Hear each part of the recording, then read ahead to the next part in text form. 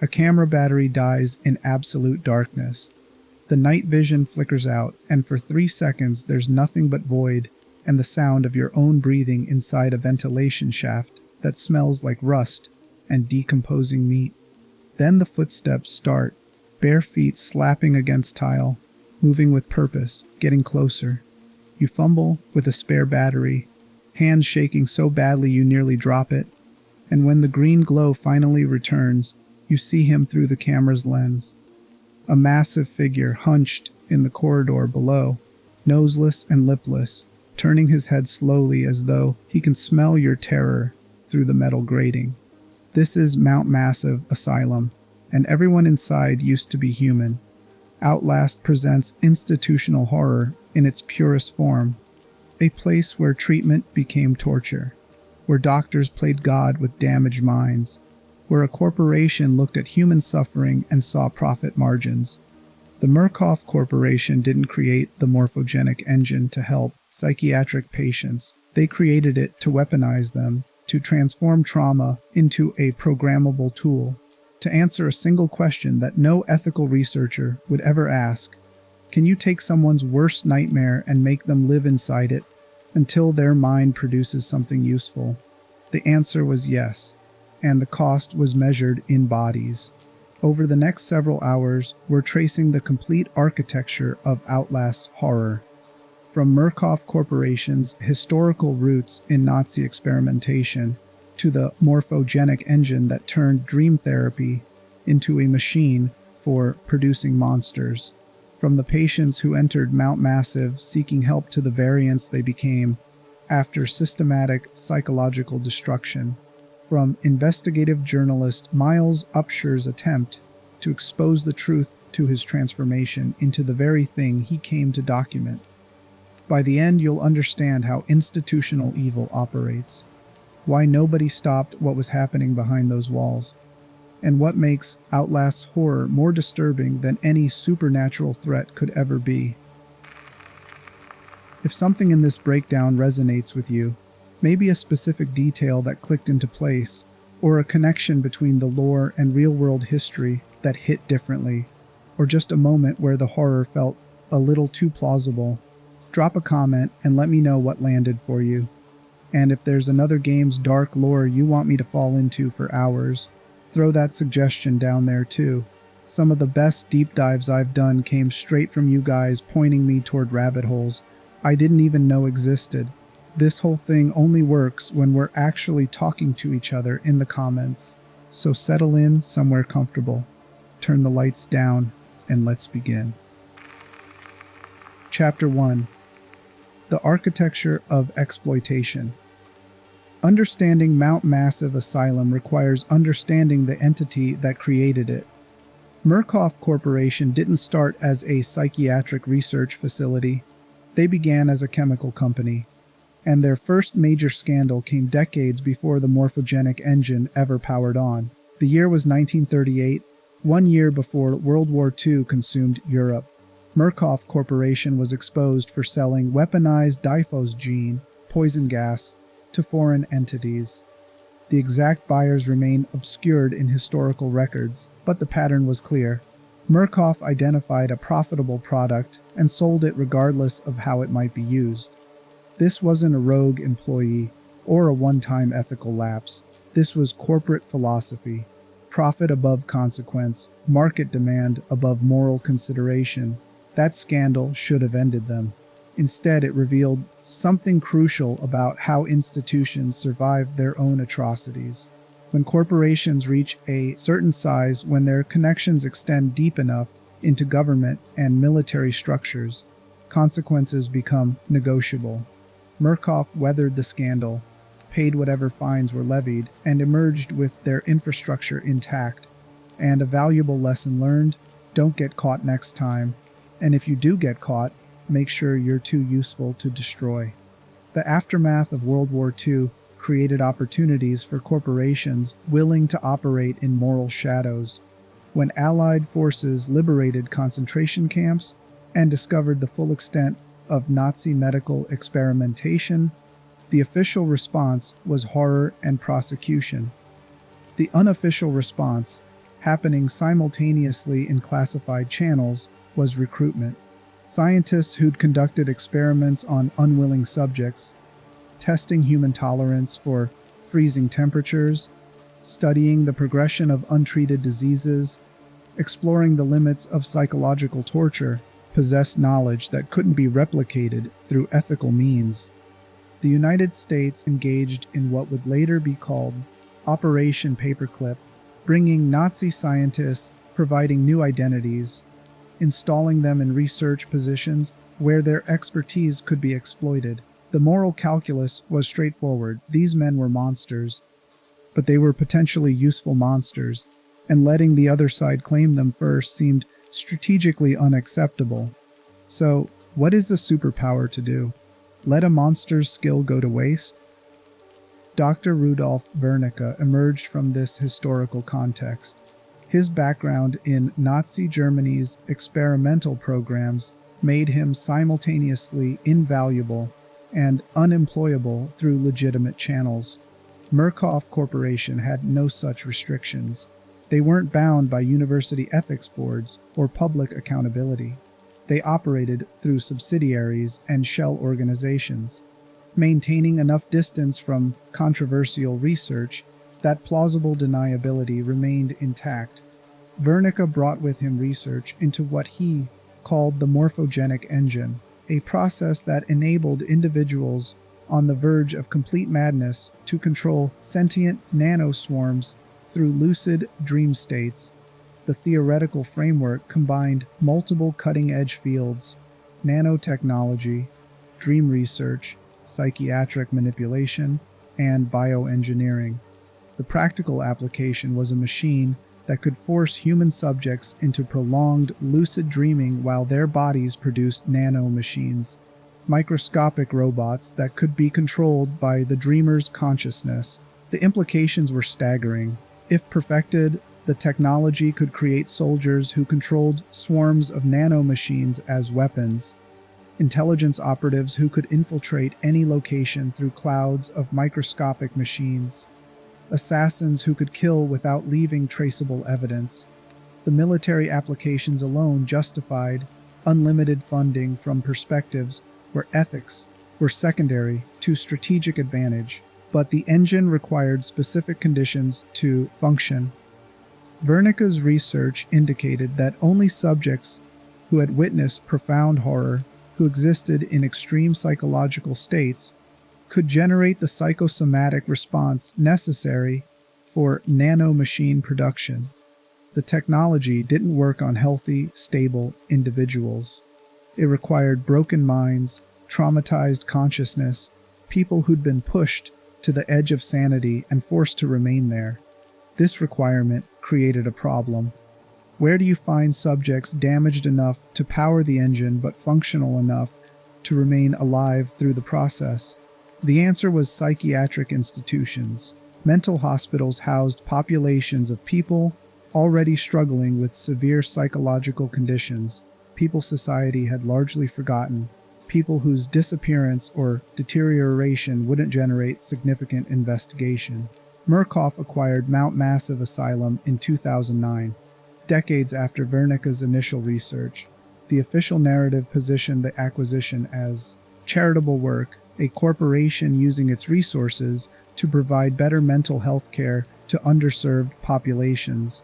The facility was remote, located in the Colorado mountains, surrounded by wilderness that made unannounced visits difficult. The patient population consisted largely of individuals with severe mental illness, many of whom had been institutionalized for years, some of whom had no family actively involved in their care. These factors made Mount Massive perfect for Murkoff's purposes. The isolation prevented external oversight.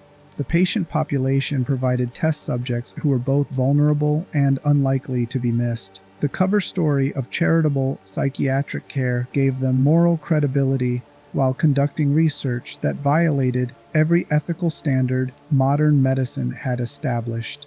The facility's transformation from legitimate psychiatric hospital to experimental laboratory happened gradually, deliberately, with careful attention to maintaining appearances. Public-facing areas remained clean and professional. Visiting family members saw what appeared to be a well-maintained institution with caring staff. But below ground, in sections inaccessible to visitors, construction began on the underground laboratory complex that would house the Morphogenic Engine and its test subjects. Murkoff's corporate structure was designed to obscure responsibility. The parent company maintained distance from Mount Massive's operations through layers of subsidiary organizations. Executives like Jeremy Blair held positions that gave them direct authority over the facility, while the corporation itself could claim ignorance if operations were ever exposed. This structural insulation meant that even if individual facilities or projects faced consequences, the corporation would survive intact, ready to replicate the same programs elsewhere under different names. The funding streams were equally obscured. Murkoff received money from defense contractors interested in the engine's military applications, from intelligence agencies exploring psychological warfare techniques, from private investors who understood they were funding illegal research but calculated that potential profits outweighed legal risks. This diversified funding meant no single entity could shut down operations by withdrawing support, and it meant that many powerful organizations had vested interests in Mount Massive's success, regardless of the human cost. The staff recruitment revealed Murkoff's sophistication. They didn't hire sadists or obviously unethical researchers, at least not initially. They hired competent professionals who were offered generous salaries, signing bonuses, and opportunities to work with cutting-edge technology. The ethical compromises began with small minor protocol violations, slight relaxations of informed consent procedures, participation in research that pushed boundaries without obviously crossing them. The progression was incremental. A researcher who accepted one minor ethical compromise found the next compromise easier to rationalize. Someone who'd already participated in questionable research had incentives to continue. Leaving would mean admitting their previous participation was wrong, potentially facing professional consequences, losing the generous compensation Murkoff provided. The corporation understood that most people don't consciously choose to become monsters. They make a series of small decisions that seem individually defensible, and those decisions accumulate into atrocity. This created a staff population that ranged from true believers who genuinely thought they were serving important national security interests to opportunists who recognized the work was unethical but prioritized their careers over their conscience, to a smaller number of individuals who actively enjoyed having authority over vulnerable populations and found institutional protection for their worst impulses. The security apparatus reflected a similar calculation. Mount Massive employed private military contractors rather than standard security guards, personnel with military backgrounds who were accustomed to following orders without questioning broader objectives, who understood operational security, who could be trusted to use force when necessary, and maintain silence about what they witnessed. These weren't mall cops who might develop moral qualms about patient treatment. These were professionals who viewed facility security as a job that didn't require emotional investment in the human cost. Murkoff's legal department worked continuously to insulate the corporation from potential consequences. Patients admitted to Mount Massive signed extensive consent forms buried in bureaucratic language that technically authorized their participation in experimental treatments. Family members signed paperwork transferring decision-making authority to facility physicians. These documents wouldn't withstand serious legal scrutiny, but they provided enough cover that casual investigation would find technically proper procedures rather than obvious illegality. The relationship between Murkoff and government oversight agencies was carefully cultivated. The corporation made strategic campaign contributions. hired former regulatory officials as consultants, and positioned itself as a valuable private sector partner in national security research.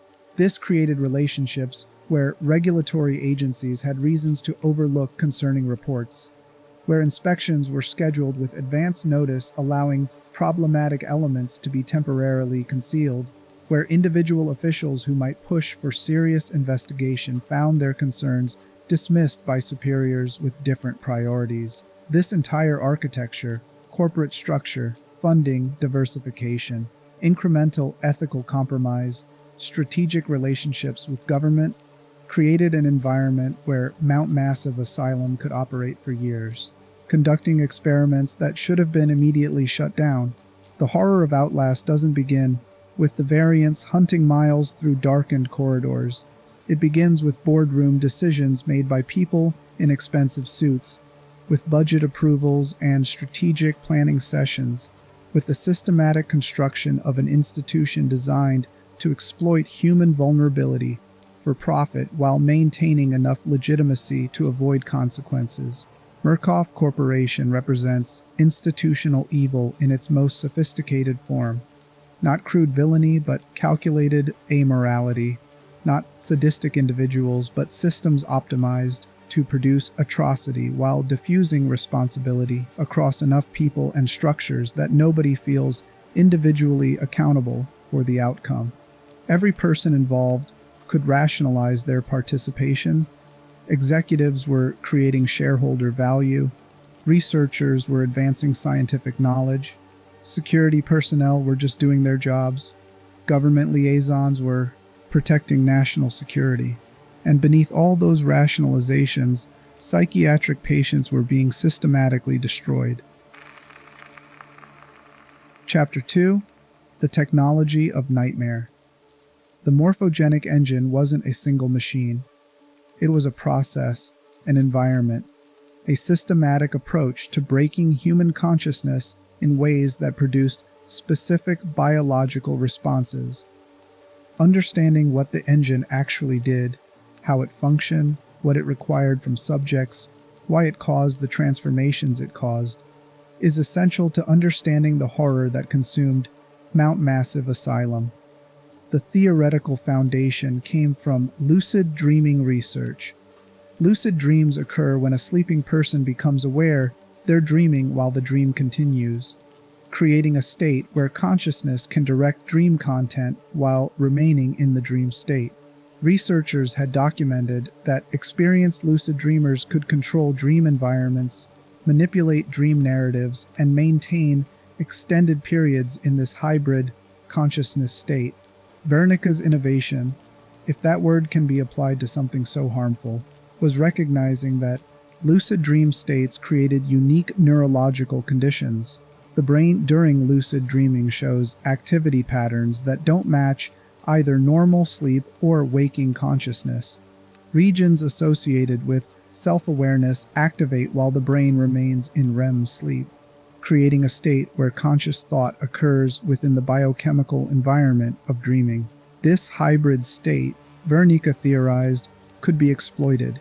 If subjects could be maintained in prolonged lucid dreaming while being exposed to specific stimuli, their brains might produce cellular responses that wouldn't occur during normal consciousness. Specifically, he believed the psychological stress of remaining aware while experiencing nightmares you couldn't escape from would trigger psychosomatic responses, physical changes in the body produced by psychological states. The nanomachine production was the goal. Wernicke's research suggested that under extreme psychological duress in lucid dream states, human cells could be induced to manufacture nanoscale machines using precursor molecules injected into the bloodstream. The exact biochemistry was never fully explained in accessible documents, but the general principle appeared to be that the brain-body connection during lucid dreaming, combined with specific hormonal cascades triggered by extreme fear and helplessness, created conditions where cellular machinery could be hijacked to produce something it normally wouldn't. The Morphogenic Engine apparatus at Mount Massive reflected these theoretical requirements. The underground laboratory contained spherical containment pods, fluid-filled chambers where subjects floated in suspension, life support tubes inserted into various orifices to maintain bodily functions. The subjects were kept alive but unconscious, maintained indefinitely in the threshold between sleep and death. The hypnotic imagery component was crucial. Monitors inside the containment pods displayed sequences designed to trigger specific psychological responses while the subject remained in induced lucid dreaming. The exact content of these sequences isn't fully documented, but references suggest they combined elements designed to maximize psychological trauma, repetitive patterns that induced hypnotic states, images related to each subject's specific fears and traumas, scenarios that created feelings of helplessness and horror, and sensory input calibrated to prevent the subject from fully losing consciousness into normal sleep or waking up. The process destroyed subjects slowly. Early exposure caused manageable psychological distress, increased anxiety, nightmares after sessions ended, growing difficulty distinguishing dream experiences from reality. Continued exposure led to more severe symptoms, psychotic features, severe dissociation, personality changes.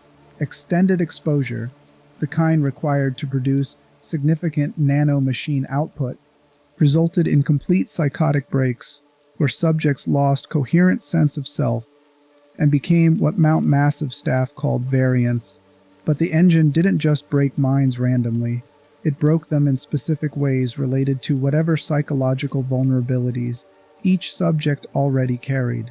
Someone admitted with post-traumatic stress disorder would have their trauma amplified until the PTSD dominated their entire consciousness. Someone with religious delusions would experience hypnotic imagery that validated and expanded those delusions. Someone with latent violent tendencies would have those tendencies systematically encouraged and reinforced.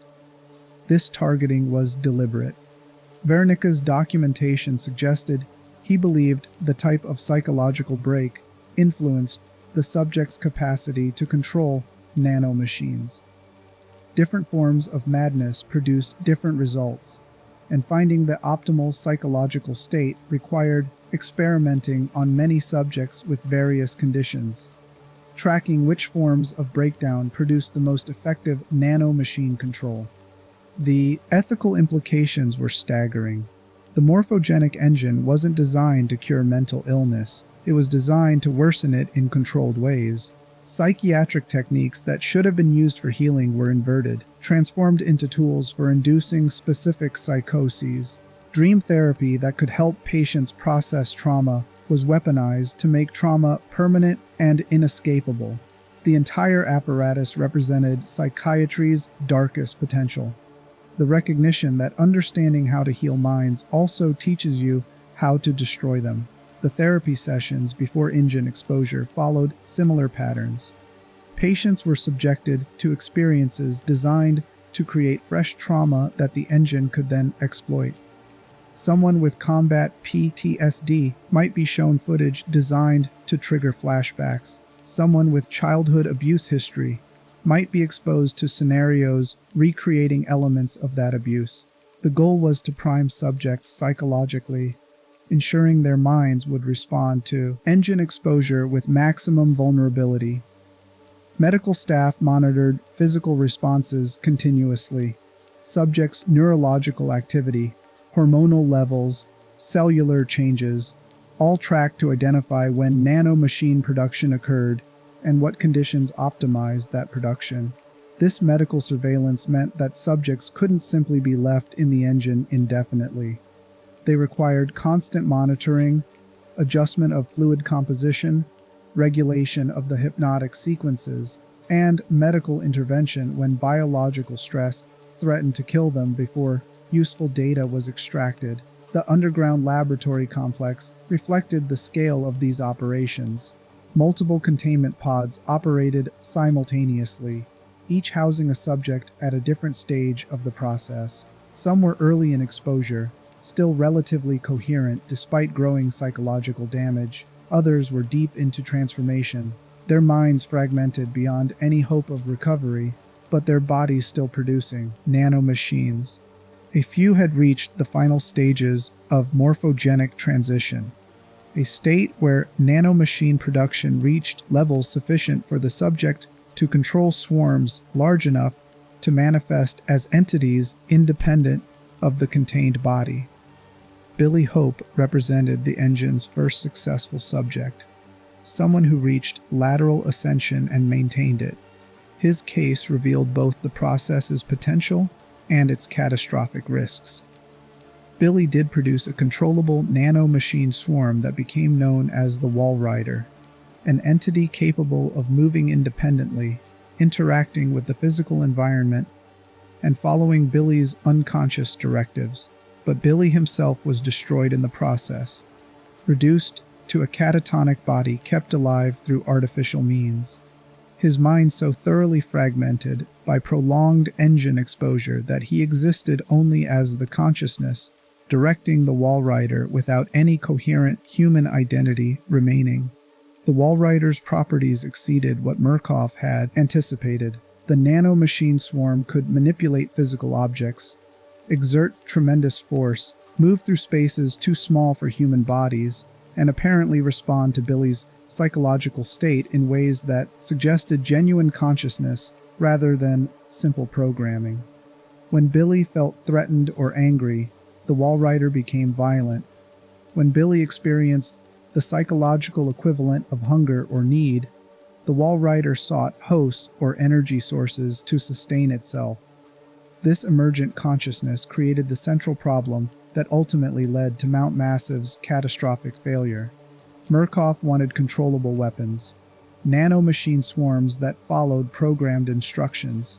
What they got with the Walrider was something closer to a sentient entity with its own drives and objectives, shaped by Billy Hope's shattered consciousness, but not fully controlled by his conscious will or by Murkoff's commands. Wernicke's note suggested he recognized this problem too late. The Walrider wasn't malfunctioning. It was operating exactly as the science predicted. When you create something by fragmenting human consciousness and using those fragments to direct nanomachines, you don't get a tool. You get something that carries all the unpredictability, irrationality, and destructive potential of traumatized human psychology combined with capabilities no natural human could possess. The attempted containment protocols revealed how desperately Murkoff tried to maintain control as they realized what they'd created. Billy's containment pod included fail-safes designed to terminate his life support if the Walrider's behavior became unmanageable. The underground laboratory's security measures included electromagnetic fields meant to disrupt nanomachine coordination. Staff were trained in evacuation procedures in case of Walrider breach. All of this represented recognition that Project Walrider wasn't fully under their control, that they'd created something dangerous, and that appropriate response was more security rather than abandoning the research. This decision, to continue operating the engine and attempting to produce more Walrider-capable subjects, despite knowing the risks, demonstrates institutional priorities with brutal clarity. Murkoff's leadership understood the danger. They documented the Walrider's lethal capabilities, Billy's complete psychological destruction, and the difficulty of maintaining containment. They continued anyway because the potential payoff justified the risk from perspectives that measured success in profit and strategic advantage rather than human welfare. The moment Billy Hope lost whatever minimal control he'd maintained over the Walrider, Mount Massive Asylum's fate was sealed. The entity that their experiments had created, that carried Billy's trauma and rage and helplessness, was unleashed into an environment full of other traumatized people, both the variant patients and the staff who'd tortured them. Walrider didn't distinguish between victims and perpetrators. It just killed, driven by impulses that might have been Billy's unconscious will or might have been emergent drives from the nanomachine collective itself. The Morphogenic Engine ultimately proved what many had already known. Some knowledge is too dangerous to pursue. Some technologies shouldn't be created even if they're theoretically possible. And institutions given enough power and freedom from oversight will pursue profit until the consequences become catastrophic. Wernicke's legacy wasn't scientific advancement. It was a machine for destroying human minds, and an entity composed of those destroyed minds' fragments, hunting through asylum corridors and killing everyone it encountered. That explains what the engine was and what it created, but it doesn't explain why the variants became what they became, how specific patients transformed into the hunters Miles would encounter, or what happened to the people who were subjected to the engine but didn't achieve Billy's lateral ascension.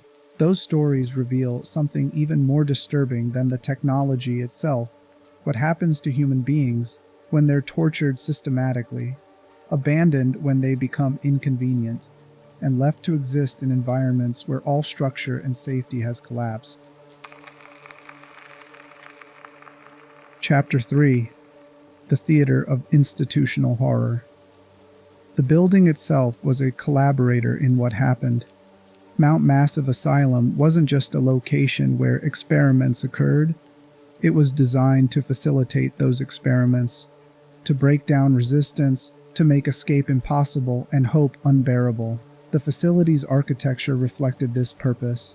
The above-ground portions maintained appearances, presenting as a functional psychiatric hospital with patient rooms, common areas, administrative offices.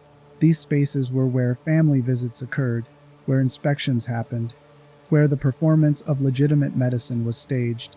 But even these public-facing areas included subtle design elements that served control rather than care.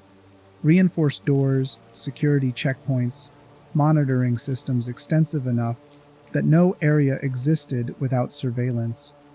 The underground complex told the truth about Mount Massive's purpose. The laboratories where the Morphogenic Engine operated existed in sections inaccessible through normal facility navigation. Staff who worked above ground might spend entire careers never seeing what happened below, allowing them to maintain plausible ignorance about the facility's true nature. Those who did work in the underground sections underwent additional security clearances, signed more restrictive non-disclosure agreements, and received compensation that created financial incentives to remain silent about what they witnessed. The containment approach for post-engine subjects revealed a particularly cruel calculation. Patients who'd been exposed to the Morphogenic Engine but hadn't achieved lateral ascension, who'd been psychologically shattered without producing useful results, weren't released or humanely euthanized. They were maintained in the facility as what staff cynically called experimental stock, available for additional testing, for comparative studies, for use as control groups in further research. These failed. Subjects became the variants that would eventually populate Mount Massive during its collapse. People so thoroughly destroyed by engine exposure that coherent identity no longer existed, but whose bodies remained functional enough to shamble through corridors, attack anyone they encountered, and serve as environmental hazards during what Murkoff optimistically called stress testing of other subjects. The patient admission process demonstrated how institutions normalize atrocity through bureaucratic procedure. Individuals arrived at Mount Massive through various channels: voluntary commitment by people genuinely seeking psychiatric care, involuntary commitment through legal processes, transfers from other institutions that couldn't manage difficult patients, all signed consent forms that buried authorization for experimental treatment in dense legal language. Families who placed relatives in Mount Massive's care were assured their loved ones would receive cutting-edge treatment from highly qualified specialists, technically true statements that omitted the treatment's actual nature. Initial patient processing followed standard psychiatric protocols: medical history collection, symptom assessment, diagnostic interviews. This conventional beginning created a psychological foundation that would later be exploited. Patients who entered believing they were in a legitimate hospital who initially received appropriate care, who saw professional staff following recognizable medical procedures. They developed trust that made later violations more devastating and harder to recognize as abuse rather than legitimate treatment. The transition from standard care to morphogenic engine exposure happened gradually for most patients. Someone admitted for depression might initially receive appropriate medication and therapy. Then their treatment would be adjusted. New medications that created altered states of consciousness, therapy sessions that lasted longer and incorporated hypnotic techniques, diagnostic procedures that involved increasing sensory deprivation. Each step was presented as part of a treatment plan, justified using psychiatric language, rationalized as necessary for proper care. By the time a patient was selected for engine exposure, they'd already been psychologically prepared through weeks or months of procedures that isolated them from external support, created dependency on staff, undermined their ability to distinguish between legitimate treatment and abuse, and often induced chemical or psychological states where informed consent became meaningless even if technically obtained. The staff training that enabled this systematic abuse followed predictable patterns. New hires began with relatively innocuous responsibilities, working in public areas, providing standard care, building skills and institutional loyalty. Those who demonstrated comfort with ambiguous ethical situations, who didn't ask inconvenient questions, who showed willingness to follow protocols without demanding justifications. They were gradually introduced to more problematic aspects of facility operations. This selection process meant that staff who eventually worked directly with engine subjects had already demonstrated they could rationalize participating in ethically questionable research. They'd made prior compromises that created psychological investment in continuing. Admitting the engine research was wrong would mean acknowledging their earlier participation in the system that led to it was also wrong. The documentation requirements created a paper trail that simultaneously recorded everything and obscured responsibility. Every patient interaction, every procedure, every medical intervention was meticulously logged, using clinical language that made torture sound like therapy. A patient being subjected to sensory deprivation before engine exposure became receiving sensory integration therapy to enhance treatment receptivity. Someone being administered drugs that induced terrifying hallucinations was undergoing pharmacological preparation for advanced therapeutic intervention. This bureaucratic translation allowed staff to write accurate reports that concealed the reality of what they were documenting. An external reviewer reading these records would see procedures that sounded unusual but not obviously unethical, treatment approaches that seemed aggressive but potentially justified for severe mental illness. The documentation protected Murkoff by creating records that appeared to show appropriate medical care, while the actual experiences of patients bore no resemblance to what was written about them. The security protocols reflected awareness that Mount Massive's operations would eventually face resistance. The private military contractors employed for facility security weren't just preventing patient escapes, they were prepared to suppress potential staff whistleblowers, to prevent unauthorized documentation of experiments, to use force against anyone who threatened operational security. Their presence communicated clearly to staff that speaking out carried risks beyond mere job loss. Patient resistance, when it occurred, was handled through a combination of increased medication, isolation, and threats that couldn't be proven but were clearly communicated. Patients who complained about their treatment found their concerns attributed to their mental illness. Their psychiatric diagnosis became a tool to dismiss any claim of abuse. Someone with schizophrenia who reported being subjected to torture could be dismissed as experiencing psychotic delusions. Someone with depression who expressed suicidal thoughts after particularly traumatic therapy could be placed on suicide watch that involved even greater isolation and control. The families of patients were managed through selective information sharing and strategic empathy. If family members inquired about their relatives' treatment, they received updates emphasizing medical progress, explaining that the patient was receiving specialized care not available elsewhere, requesting patience as complex treatment protocols unfolded.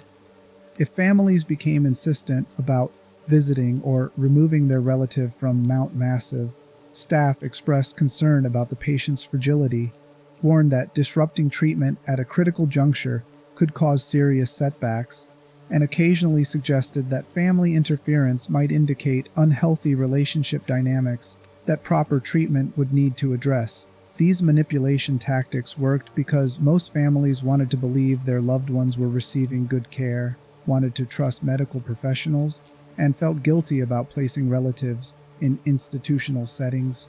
Murkoff's staff were trained to exploit those feelings, to transform families from potential advocates into accomplices who defended the facility against their own relatives' pleas for help. The physical environment reinforced psychological control through deliberate design choices. Patient areas were deliberately disorienting, corridors that seemed to lead somewhere but terminated in locked doors, staircases that accessed sections patients weren't allowed to enter, spaces that looked institutional but wrong in ways difficult to articulate. This architectural confusion created constant low-level anxiety, made navigation difficult, and ensured that even patients who attempted escape would likely become lost within the facility rather than finding exits. The lighting throughout Mount Massive was carefully managed. Public areas were brightly lit, creating the appearance of openness and safety. Patient areas used harsher lighting that created fatigue and headaches. The underground sections where engine operations occurred alternated between darkness and blinding illumination, preventing adaptation and creating sensory stress. This wasn't accidental. The lighting design was part of the systematic approach to breaking down subjects' psychological resistance. Sound was similarly weaponized. Patient areas included ambient noise that prevented genuine quiet, mechanical sounds from ventilation systems, distant voices and footsteps, occasional unexplained sounds that created startle responses. Sleep became difficult to achieve and never fully restorative. This chronic sleep deprivation created cognitive impairment that made patients more suggestible, less capable of critical thinking, and more likely to accept staff explanations for what was happening to them.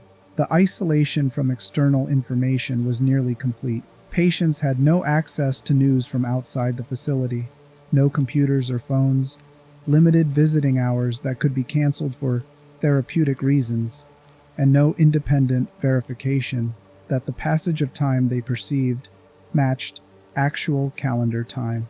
Some patients who'd been at Mount Massive for months believed they'd been there for weeks. Others lost track entirely, existing in eternal present where yesterday and tomorrow held no meaning. The food service reflected similar attention to control. Meals were nutritionally adequate but deliberately unpleasant, not bad enough to constitute clear abuse, but sufficiently unappealing that eating became a chore rather than a pleasure. Portions were controlled to create mild but constant hunger.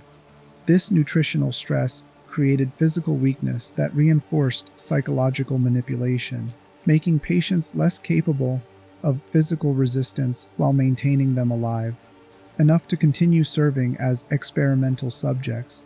Religious and spiritual practices were simultaneously encouraged and controlled. Patients who found comfort in faith were allowed to express it. While the facility featured a chapel, the man who became its priest was actually a patient named Martin Archambault. His religious delusions weren't discouraged by the staff because they recognized that his influence over other patients made them easier to manage. A patient who believed their suffering served divine purpose was easier to manage than someone who understood they were being tortured. The medical care provided for physical health was competent, which created another layer of confusion for patients. When someone developed an infection or injury unrelated to engine experiments, they received appropriate treatment. This demonstrated that staff possessed medical knowledge and were capable of providing real care, which made it harder for patients to understand why other aspects of their treatment felt harmful.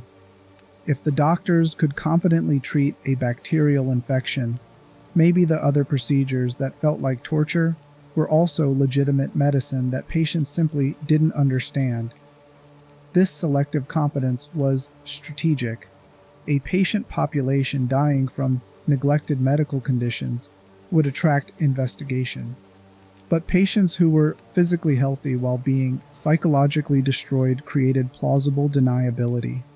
Their psychological deterioration could be attributed to their pre-existing mental illness rather than to facility treatment. The staff break rooms and private areas existed in a different reality than patient spaces. These sections had comfortable furniture, pleasant lighting, coffee and snacks, all the small comforts that made working at Mount Massive feel like a normal job rather than participation in systematic abuse. This environmental separation allowed staff to psychologically compartmentalize, to spend 8 hours participating in atrocity and then relax in spaces that felt normal and safe, maintaining the cognitive separation necessary to continue working there. The implicit message of Mount Massive's design was totalizing. Patients had no power, no rights, no recourse. The facility controlled every aspect of their existence, determined what happened to their bodies and minds, and could continue that control indefinitely without external interference. This message was communicated through every locked door, every monitored conversation, every denied request, every procedure performed on uncooperative patients regardless of their protests. By the time patients were subjected to engine exposure, they'd already been broken by the environment itself. The engine didn't transform healthy people into variants. It pushed people who'd already been systematically traumatized into psychotic breaks that served Murkoff's research objectives. The institution had prepared them for destruction through months of calculated abuse disguised as care. And when the moment came that Billy Hope lost control of the Walrider, when the entity that Murkoff had created began slaughtering everyone in the facility, Mount Massive transformed from prison into a tomb. The architectural features designed to prevent trapped staff and patients together in corridors where the Walrider hunted. The security systems meant to contain subjects became useless against an entity composed of nano-machines. The isolation that protected Murkoff's operations ensured that no help would arrive in time to prevent the massacre. The facility itself became one more victim of institutional priorities that valued profit over safety. But unlike the human victims, Mount Massive deserved what happened to it.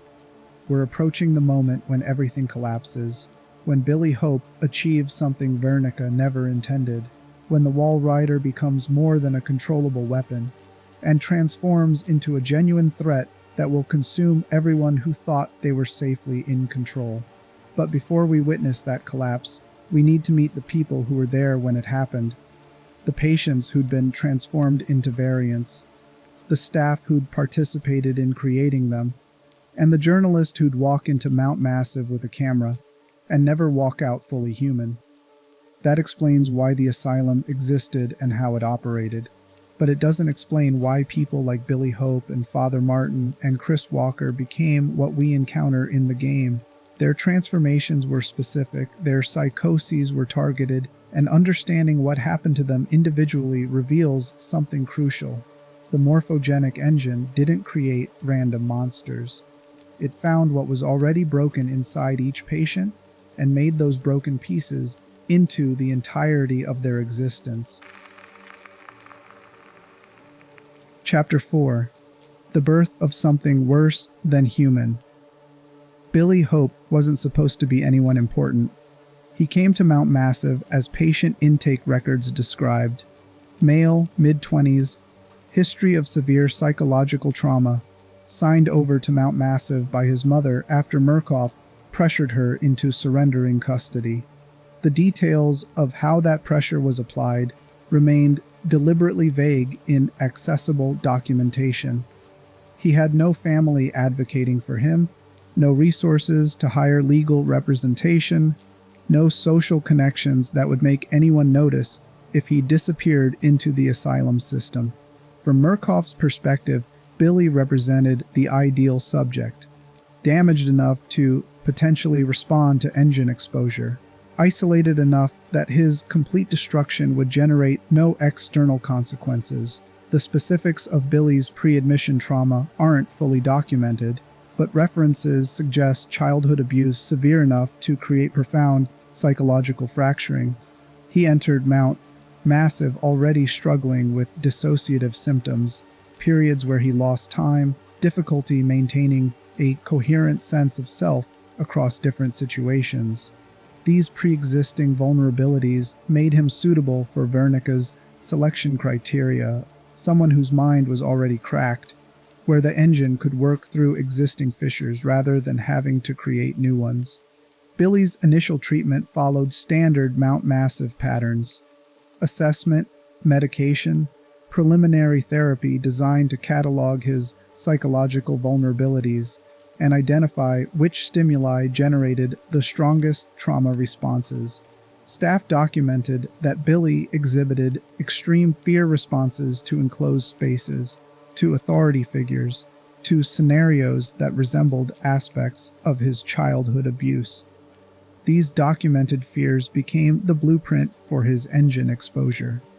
Wernicke's team would design hypnotic sequences specifically targeting Billy's traumas, maximizing psychological stress during lucid dream states.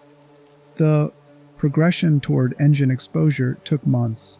Billy was gradually introduced to sensory deprivation chambers, told these were therapeutic interventions designed to help him process trauma.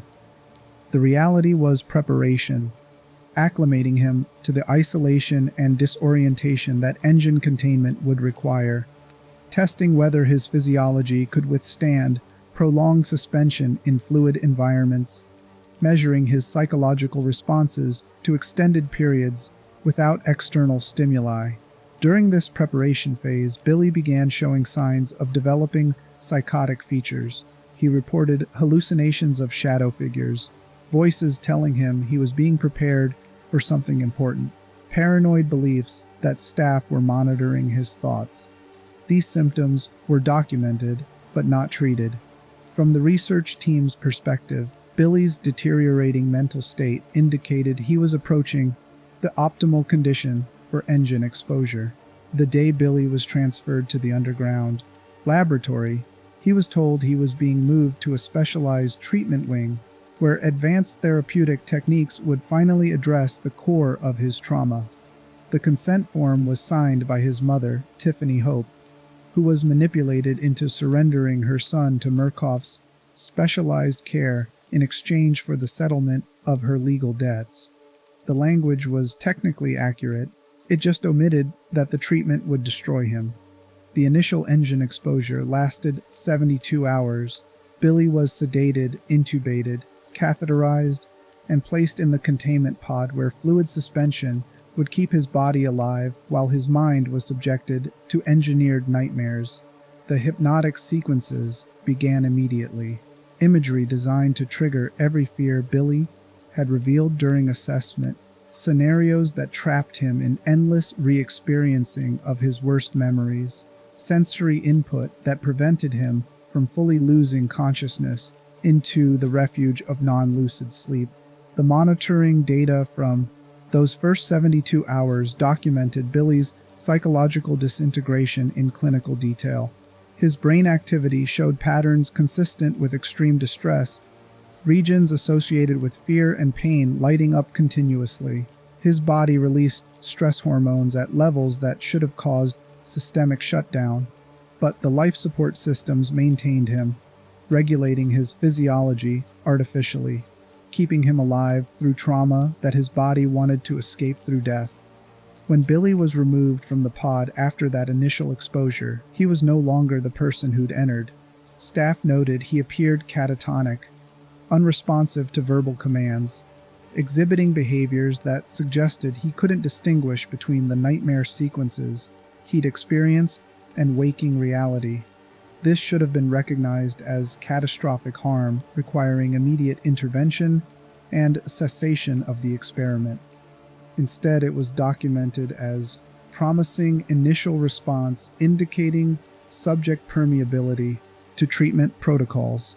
Billy's destruction was reframed as research success. The subsequent exposures increased in duration and intensity. Wernicke's notes suggested he believed the key to nanomachine production lay in maintaining subjects at the precise threshold between psychological death and physical death, broken enough that normal human consciousness dissolved, but alive enough that cellular processes continued functioning. Billy became the test case for this theory, subjected to engine exposure that was calibrated to destroy him as slowly as possible, while monitoring for the cellular changes that would indicate nanomachine production had begun. The transformation happened gradually, then suddenly. For weeks, Billy showed no signs of producing nanomachines, despite obvious and severe psychological deterioration. Then, during an exposure session in the engine's 6th week of operation, monitors detected anomalous cellular activity in Billy's tissues. Something was being produced at the molecular level, structures too small to see with conventional imaging, but detectable through their effects on surrounding cells. The nanomachines were emerging from Billy's own body, manufactured through processes that shouldn't have been possible. Wernicke's theoretical framework suggested that the extreme psychological stress during lucid dreaming created neurological conditions that somehow instructed Billy's cells to produce these structures, but the exact mechanism remained unclear even in the scientists exploiting it. They'd found a way to make it happen without fully understanding how, a dangerous gap in knowledge that should have prompted caution but instead generated excitement about potential applications. As nanomachine production increased, Billy's psychological state deteriorated further. The brief periods when he was removed from the engine showed someone who no longer recognized his own body, who screamed at touches he couldn't feel, who begged for help from people he couldn't see. These lucid moments became rarer as engine exposure consumed larger portions of his existence, until Billy spent more time in engineered nightmares than in any state resembling normal consciousness. The moment Billy achieved what Wernicke called lateral ascension wasn't dramatic. There was no obvious transformation, no visible change. The monitors simply detected that the nanomachine concentration in and around Billy's body had reached levels where they began exhibiting coordinated behavior independent of his biological systems. The swarm had achieved sufficient density to function as its own entity, still connected to Billy's consciousness, still influenced by his psychological state, but no longer entirely constrained by his physical body. The Walrider was born. The entity's first manifestations were subtle. Staff noticed equipment malfunctions near Billy's containment pod, electronics failing, instruments registering impossible readings, surveillance cameras capturing distortions that looked like dense shadow moving through the laboratory. These anomalies were initially dismissed as technical problems, but their frequency and proximity to Billy's pod eventually drew attention. When researchers began investigating the phenomena, they discovered something that simultaneously confirmed their theoretical models and terrified them. Billy Hope had produced a controllable nanomachine swarm, exactly as Wernicke predicted. But the swarm wasn't inert and awaiting instructions. It was already active, already responding to something, and that something appeared to be Billy's unconscious mental state rather than any external commands. The containment protocols established around Billy's pod reflected growing recognition that the Walrider posed risks nobody had fully anticipated.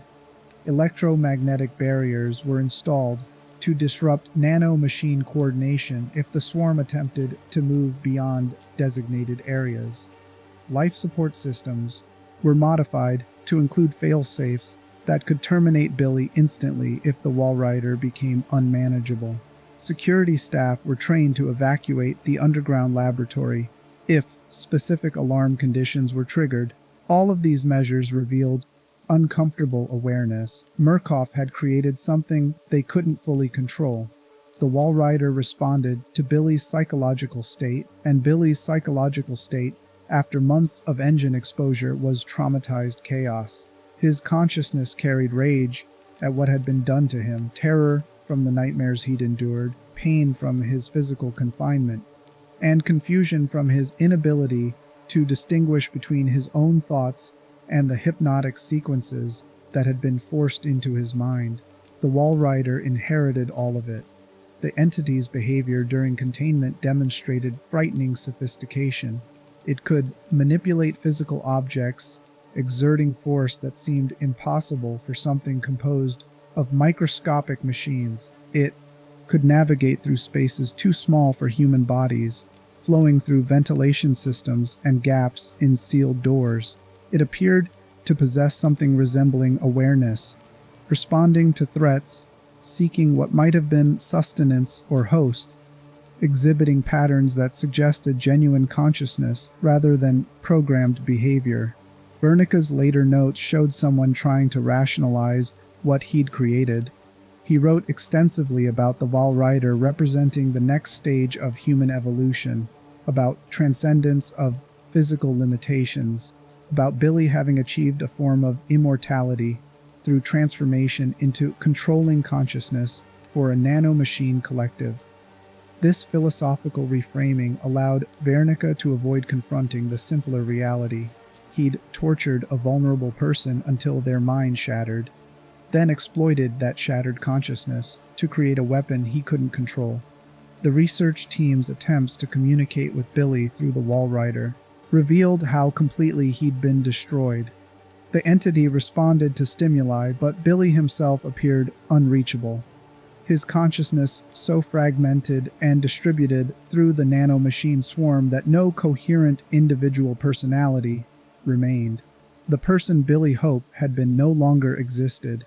What remained was awareness without identity, consciousness without self, a mind that had dissolved into something that could think and feel and act, but couldn't be called human in any meaningful sense. The Walrider's containment held for months, but it was always unstable. The entity tested boundaries constantly, probing electromagnetic barriers, attempting to extend beyond designated areas, manifesting behaviors that suggested it was learning about its environment and capabilities. Staff who worked near Billy's containment pod reported feeling watched, experiencing unexplained sensations of pressure or cold, and occasionally seeing movement in their peripheral vision that vanished when directly observed. These reports were documented but not acted upon. Murkoff's leadership viewed containment challenges as problems to be solved through better technology, rather than as warnings that the entire project should be abandoned. The potential applications justified the risks from perspectives that measured value in military contracts and intelligence agency funding rather than in human welfare or safety. The ultimate containment failure wasn't caused by the Walrider breaking through barriers or Billy regaining enough coherence to direct an escape.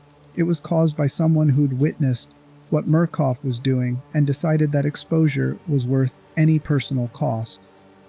Waylon Park worked as a software engineer at Mount Massive, hired to maintain the facility's computer systems and security networks.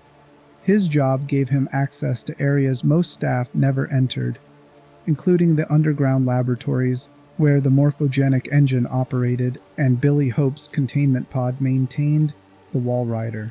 What Waylon witnessed during his work, the experiments on patients, the casual cruelty of researchers, the systematic torture disguised as treatment, created moral crisis that he couldn't ignore. Waylon began documenting what he saw. He copied files detailing engine procedures, photographed containment areas, recorded audio of patient sessions that revealed the reality beneath clinical language. He compiled evidence comprehensive enough to expose Mount Massive's operations if he could get it to journalists or authorities who would act on it. The decision to become a whistleblower wasn't impulsive. Wayland spent weeks gathering information, knowing that incomplete evidence would be dismissed, that Murkoff's legal resources would bury accusations that lacked documented proof. The moment Wayland sent his compiled evidence to journalists, including Miles, his life effectively ended. Murkoff's security systems monitored all data transfers from facility computers. Wayland's transmission was detected within minutes. Before he could leave the building, security personnel intercepted him, confiscated his copies of the evidence, and delivered him to Jeremy Blair, the Murkoff executive whose position made him responsible for dealing with threats to operational security. Blair's decision revealed institutional priorities with brutal clarity. Wayland could have been simply fired, his evidence dismissed as fabrication by a disgruntled employee. Instead, Blair had Wayland processed as a patient, subjected to the same engine procedures used on admitted psychiatric patients, transformed from employee into experimental subject as punishment for his attempt to expose what Mount Massive was doing. Wayland's processing stripped him of his identity as staff and reconstituted him as property. His medical records were falsified to show admission for psychiatric treatment. His wife and children were told he'd abandoned them, that he'd been found in a disoriented state and admitted to treatment but was refusing family contact. Every institutional mechanism that had protected Wayland as an employee was inverted to trap him as a patient. The brief moment Wayland spent being forced into engine exposure before the facility's collapse was enough to cause significant trauma, though it was interrupted before the process could fully take hold. The hypnotic sequences were calibrated to his specific fears: abandonment of his family, failure as a father and husband, helplessness while people he loved suffered. The nightmare scenarios forced him to experience his worst fears in lucid dream states where waking provided no escape. The procedure was designed to break him psychologically and begin the process of producing another Walrider-capable subject. But Wayland's exposure was measured in hours rather than months. He experienced catastrophic psychological trauma, but not the complete dissolution that required prolonged engine operation. When the facility's systems began failing during the outbreak, automated protocols removed Wayland from his containment pod, a safety measure designed to prevent subject deaths during emergencies, unintentionally saving him from the complete destruction that awaited if exposure had continued. Wayland emerged from the engine damaged but conscious, traumatized but still himself, and immediately confronted with the reality that Mount Massive had descended into chaos. The asylum he'd walked through as an employee, where he'd felt horror at what was being done to patients, had transformed into a nightmare environment where those patients had been released and the Walrider was killing everyone it encountered. Billy Hope's containment had failed during the initial outbreak. The exact sequence of events remains unclear, but the outcome was unambiguous. The Walrider was no longer confined to the underground laboratory. The entity that Murkoff had created through Billy's destruction was loose in the facility, hunting through corridors, killing staff and patients indiscriminately, exhibiting behaviors that suggested rage or hunger or something that had no name because human language lacks vocabulary for what consciousness becomes when it's been shattered and reconstructed as a controlling presence for a nanomachine swarm. The Walrider's violence during the outbreak wasn't random predation. It was targeted, purposeful, and particularly brutal toward anyone associated with the research that had created it. Security personnel died with their bodies torn apart. Researchers were found eviscerated in their laboratories. Blair's ultimate fate was to be brutally slaughtered by the Walrider, now hosted by Miles. just as he attempted to kill Wayland Park to silence the final witness. But the Walrider also killed patients who'd never participated in Billy's torture, staff who'd worked in areas with no knowledge of engine operations, and eventually Miles himself, taking him as a host not because Miles deserved it, but because the entity needed a new anchor after Miles himself destroyed Billy's body by shutting off the life support at Vernika's instruction. The Walrider carried Billy's trauma, but it wasn't capable of distinguishing between perpetrators and innocent bystanders. It was a weapon that couldn't be aimed, violence without purpose, consciousness without the ethical frameworks that make human minds something more than engines of destruction. Billy Hope's story represents the purest distillation of Outlast's horror. Someone vulnerable was identified, exploited, destroyed, and transformed into something that would destroy others.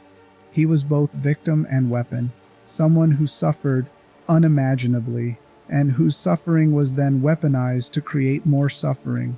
His consciousness still existed somewhere in the Walrider, but any coherent sense of Billy as an individual was gone, dissolved into traumatized awareness that could feel and act but couldn't be saved or reasoned with, or freed from what had been done to it.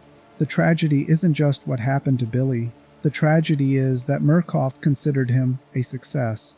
Vernika's notes celebrated Billy's transformation as proof of concept. The research data extracted from his destruction informed plans for future subjects. His complete psychological annihilation was documented as progress toward refining the process, making it more efficient, potentially scaling it to produce multiple Walrider-capable subjects simultaneously. Billy's suffering wasn't an unfortunate side effect of research, it was the research. The point was determining how much trauma human consciousness could experience before dissolving. What happened when you maintained someone at that threshold indefinitely, and whether the resulting psychological wreckage could be directed toward useful purposes. Every moment of Billy's engine exposure, every nightmare sequence he endured, every fragment of his identity that was stripped away and analyzed, all of it was deliberate, calculated, and considered valuable by people who measured worth in patents and military applications rather than in human dignity. When Miles finally encountered the Walrider during his escape attempt, when the entity evaluated him and decided he would serve as a suitable host, the consciousness making that decision carried traces of Billy Hope's awareness.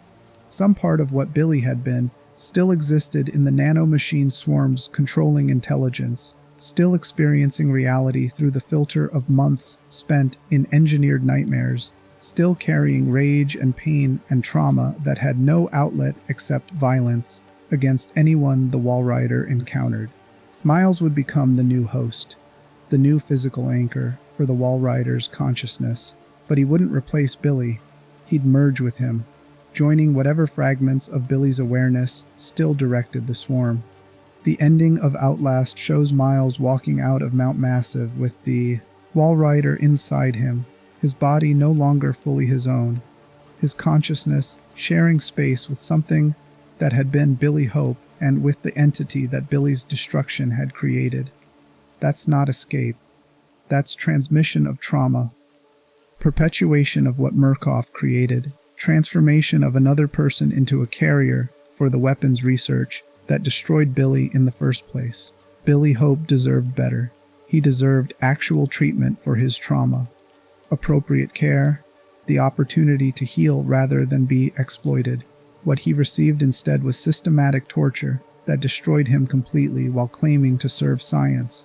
His story reveals how institutional evil operates.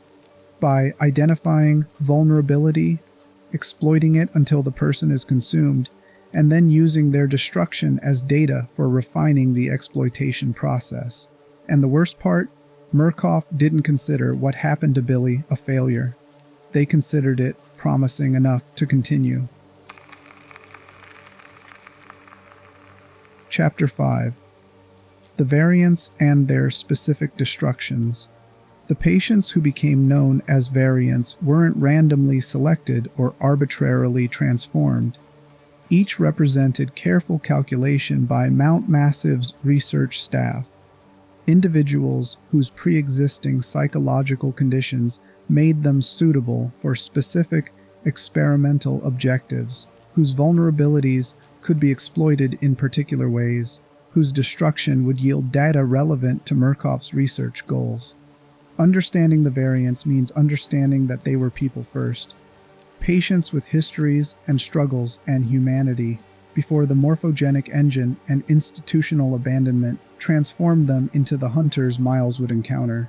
Their stories reveal the systematic nature of what happened at Mount Massive. This wasn't chaos. It was methodology applied until it became an atrocity. Father Martin Archambaud entered Mount Massive's care as a middle-aged man experiencing religious delusions. His psychiatric history documented gradual development of messianic beliefs, initial conviction that he had special religious insight, progression to beliefs that God communicated directly with him, eventual development of a full delusional system where he viewed himself as a prophet tasked with revealing divine truth. These delusions had disrupted his life enough that commitment became legally justifiable, and Martin was transferred to Mount Massive for treatment that his previous providers couldn't successfully deliver. The research staff recognized Martin's religious delusions as exploitable, someone whose psychotic features centered on religious meaning-making, who desperately sought divine purpose, who needed to believe his suffering served transcendent objectives. That person was perfect for experiments exploring how delusions could be amplified and directed rather than treated. Martin's engine exposure was designed specifically to validate and expand his religious delusions. The hypnotic sequences he experienced during lucid dreaming incorporated religious imagery twisted into nightmare forms, angels with too many wings and eyes, crucifixion scenarios where he was both victim and perpetrator, scenarios of divine judgment that positioned him as chosen witness. The goal wasn't to break Martin's delusions, but to strengthen them while directing them toward Murkoff's objectives. The result was the Father Martin that Miles would encounter, someone whose delusions had metastasized beyond any connection to reality, who viewed the Walrider as literally God, who believed the outbreak at Mount Massive represented apocalypse and resurrection. Martin's pre-existing need for religious meaning hadn't been cured or even challenged. It had been weaponized, transformed into motivation that made him useful for managing other patients and advancing research objectives even as his own mind deteriorated. Martin's role at Mount Massive after his transformation demonstrated how Murkoff exploited variants rather than simply containing them. His delusions made him convinced that serving the facility's objectives was serving God's will. He organized other patients, convinced them to participate in experiments, and provided theological justifications for suffering that made some patients more compliant than fear alone could achieve. Staff documented that Martin's presence in patient areas reduced resistance to procedures. People who might have fought against obvious torture sometimes accepted it when reframed as divine test by someone whose religious authority felt authentic. This exploitation continued until the outbreak, when Martin's delusions about the Walrider's divine nature made him actively work toward Billy's containment failure. From Martin's perspective, he was facilitating God's escape from imprisonment, enabling the apocalypse that would redeem all suffering. From Murkoff's perspective, he was a failed containment asset whose delusions had rotated from useful to dangerous. Martin's eventual self-immolation, crucifying himself and setting the cross aflame while convinced he'd be resurrected, represented both the logical endpoint of his untreated and deliberately amplified delusions, and the complete failure of every system that should have helped him instead of exploiting him.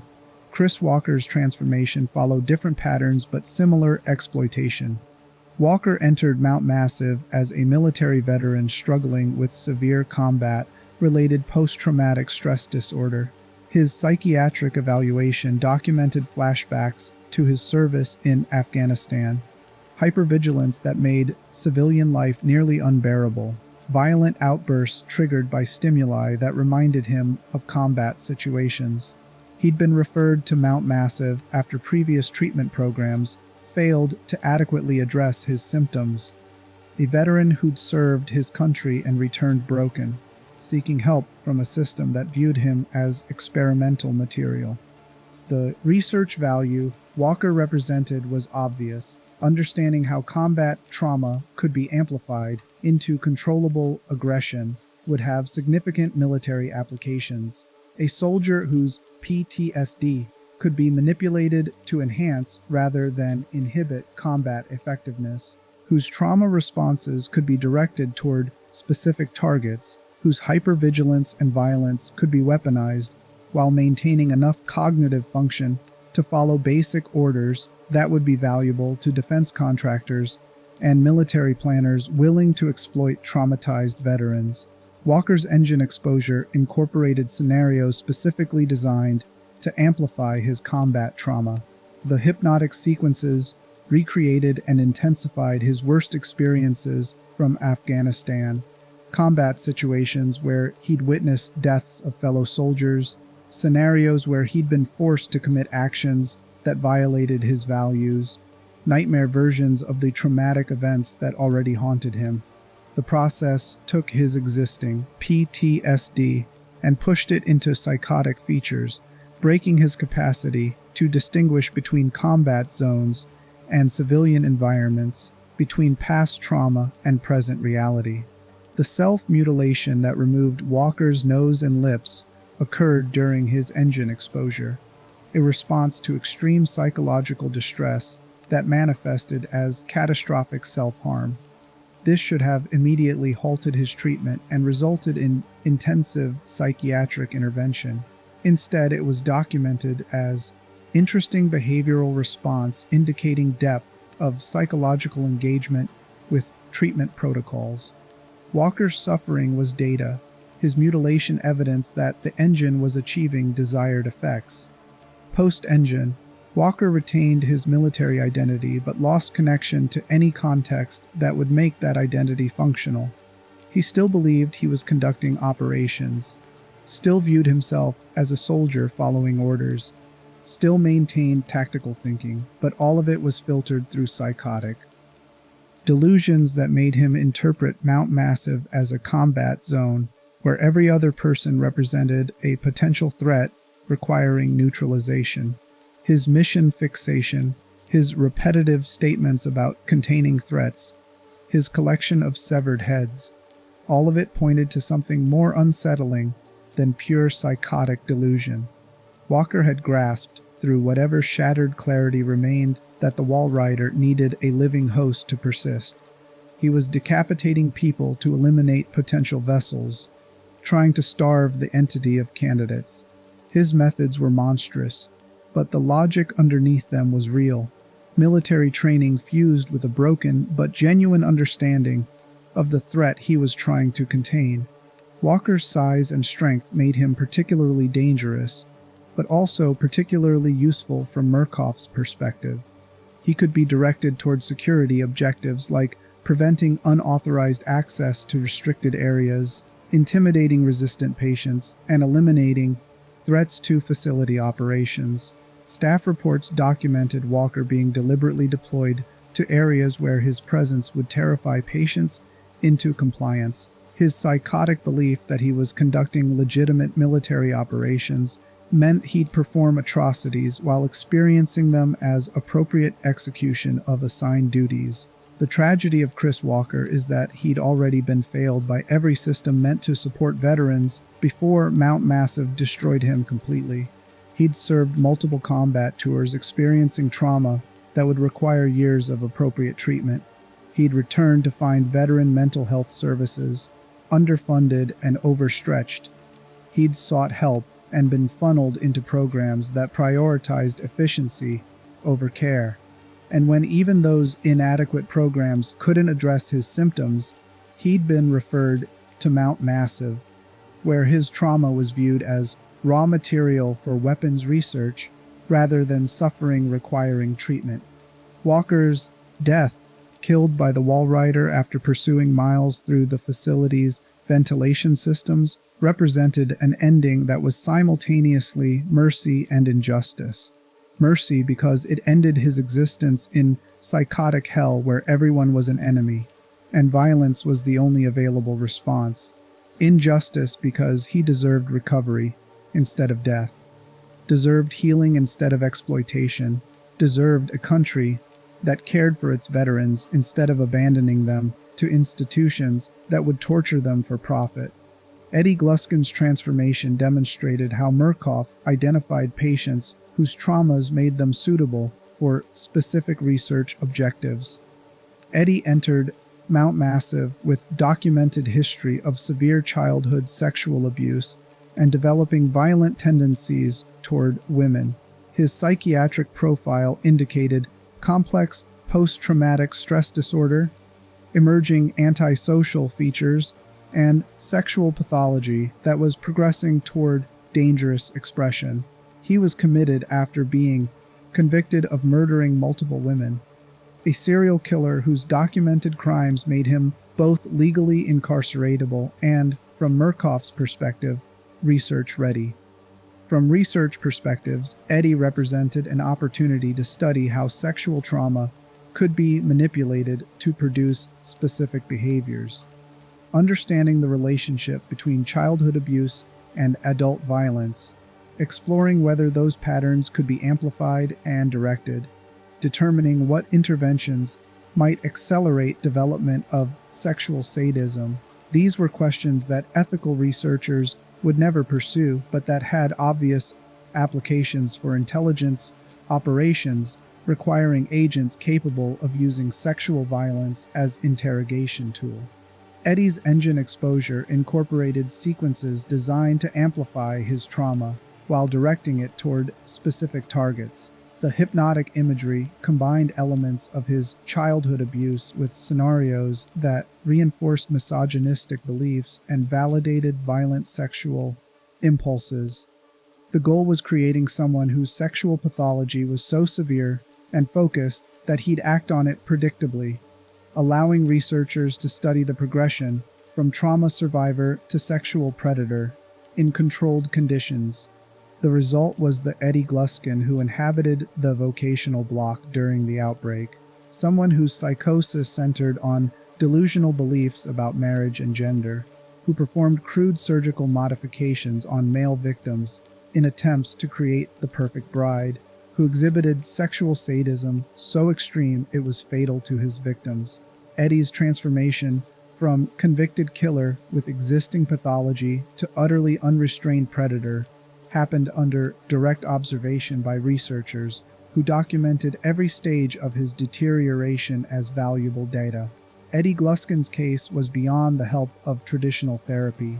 He was a prolific and notorious serial killer known as the Groom, long before Murkoff acquired him. Murkoff did not create his monstrous nature, but rather systematically amplified his existing psychopathy to see how it would interact with the morphogenic engine. Instead, every treatment that might have helped him was withheld, while procedures that amplified his worst tendencies were applied systematically until he became exactly the kind of predator his childhood trauma had set him up to become.